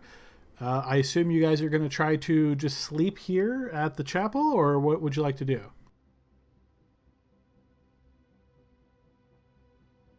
Yeah, Adam. I mean, we can't just go trumpsing through the forest at night. I mean, half of us are almost dead, and we got to. Vin is going to kind of put Baron down and just go out and start collecting wood to build a pyre. He's going to burn his brother. Okay. All right, and is everybody's short rest currently up to date on their display? Oh, No, let me fix it. No, one let me time. fix mine. Sorry. I'm just Mine seeing is if fixed anybody now. has any left that they might want to use during this night period. I still have one. All right, and during this night, would you like to spend that one short rest, Vin? Yeah, I mean, because we get a new one each day, so I'll get 2 more tomorrow if the night goes unhindered. It does indeed. All right, so you said you're gathering wood to burn Baron, so you can find quite a bit of wood in this area. Some of it is that old growth that Saline was mentioning, so you still have some kind of like fallen limbs, that sort of thing. And then with the walking a little ways away from the chapel, you can certainly find some of the newer trees. You can find plenty of wood as needed in this area. You're erecting this pyre and putting a Baron's body atop of it and then lighting it. I assume this is something that you're like calling everybody out for to have like a ceremony. Is that right? Yeah, so like after maybe like 2 or 3 hours of like going around collecting wood, and like he doesn't really accept any help while he's doing it. And then he's got a like a flagon full of oil that he took from the storeroom when he grabbed a cask of ale, and he walks over to Vard as we're all kind of standing around it and says, "If you want to pour a little on and maybe say something for him."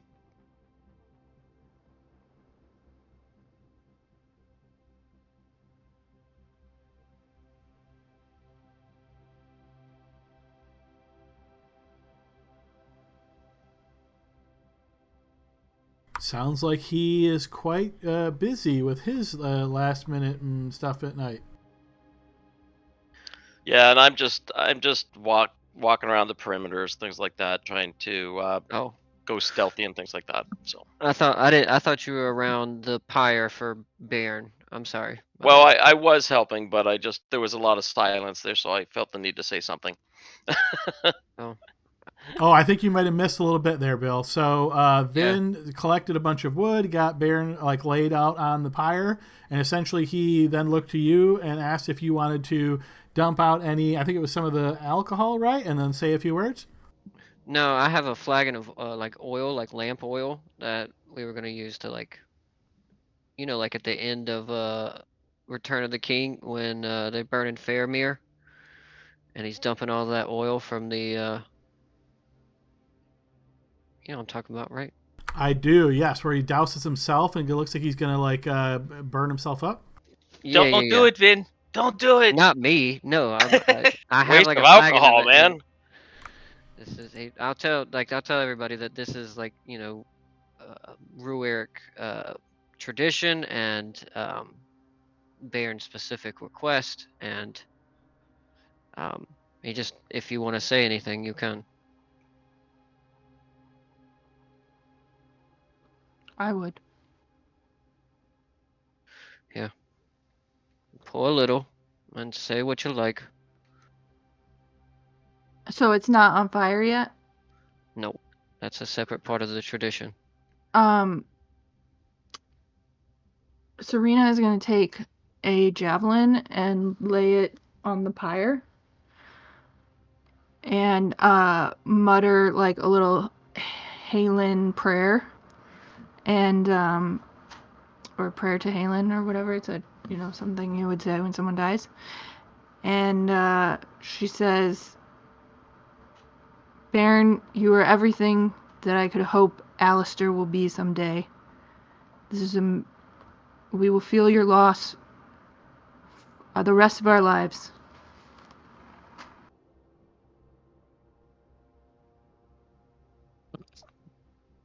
And I'll take the flagon from her hand after she pours a little oil, and I'll look to Blixel and say, "You?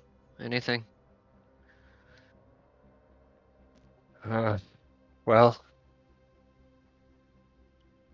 now we know the stakes are the highest they can be. So we gotta take these bastards down for you, Baron. And I hope you become a genie now that you're dead.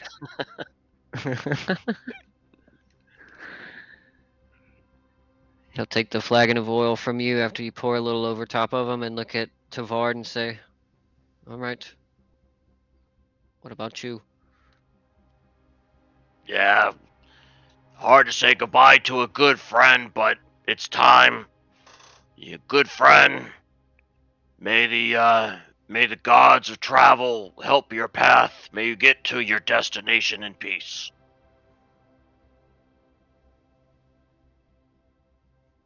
Then I look to Celine and I hand her the flagon. Mhm. I there's so much that I wanted to say, but I I find myself in this situation at, at a loss for words. Nothing I can say will ever do justice to how much you meant to me, and um, we'll make sure that this wasn't for nothing. We'll we'll carry on your wish, and we'll make this place into a kingdom you could be proud of. Sorry I wasn't there. And I'll step up and take the flagon from her hand and pour the last of it across the entirety of the pyre and walk to the other side, and I'll light these 5 torches that I have kind of stuck to the ground, and I'll hand one to each of you, and I'll look over and I'll say, your last actions were saving me, brother. Shit, the last couple of days all you've done is protected me.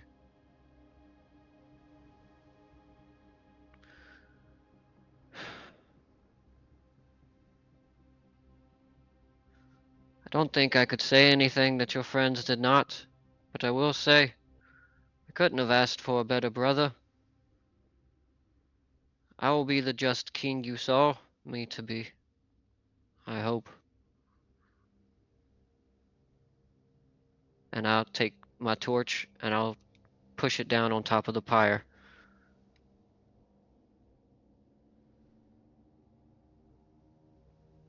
All right. Tosses in. I'm sorry, Blixel does what? He tosses his torch in there too. Oh, okay. All right. So yes, as the flames lick upwards, grabbing onto the oil and onto the pyre here, consuming the pyre and filling flames here around Baron's body. And yes, this ceremony goes on. As you can see, the flames continue to burn. For really good RP here for the full team and for the heroic sacrifice of Baron, everybody's maximum inspiration has increased to 2. This now allows you to have up to 2 inspirations. This will also apply to Brian's new character since he did such a great job on his way up. Nice. That's cool. cool. Wow. Well played, guys. That was good. Yeah, We'll sorry miss you, about buddy. Oh, yeah. I don't know what I'm doing next, but I'll probably be all fire and fireballs. I Baron noticed was you a didn't great let character, that Stinky was awesome. have. I noticed you didn't let Stinky contribute. Did anybody remember to tell Stinky you were leaving?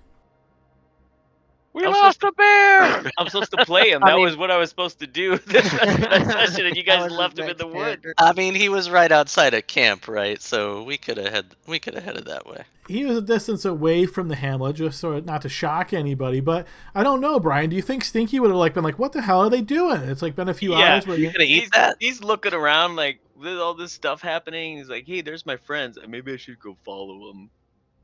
All right, so we will say that as the pyre is burning, Stinky kind of comes around the corner and has a really look on his face like, "What the hell, guys? You just left me?" But he comes up anyway. And it didn't seem very empathetic person to be like, "So what's in the fire? Are we gonna eat it?" So I will say, before Vin set Baron into the fire, he took off his belongings, and outside of his clothes, obviously he wasn't butt naked, and he took his headband that he made, and he will give that headband to Saline. Okay. I take it. All right, guys, so I know we've got a few minutes left in our session here, but I feel like this is probably a good stopping off point as you guys went through the emotional ringer here tonight, and we just had a send-off for one of our beloved PCs. So, yeah, like I say, character death in this is going to be really, really rare. This is the first one all campaign. We had almost a scare one early on, but that was just through a bad rules interpretation.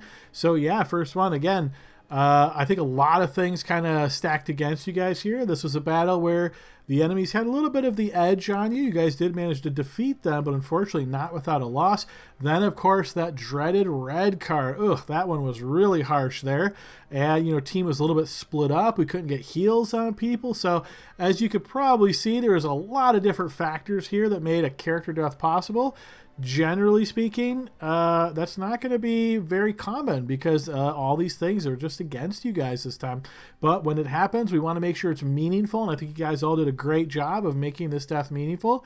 So good job to everybody for RPing that, and to Brian for going out as the first character death. So we will see what character Brian has in store for us next week. And of course, Brian, let me know if you have any questions. We'll get you all set up, and we'll find the great way to introduce your next character next session. Anybody have any last minute questions or comments they want to get on the record before we go ahead and call it for the night?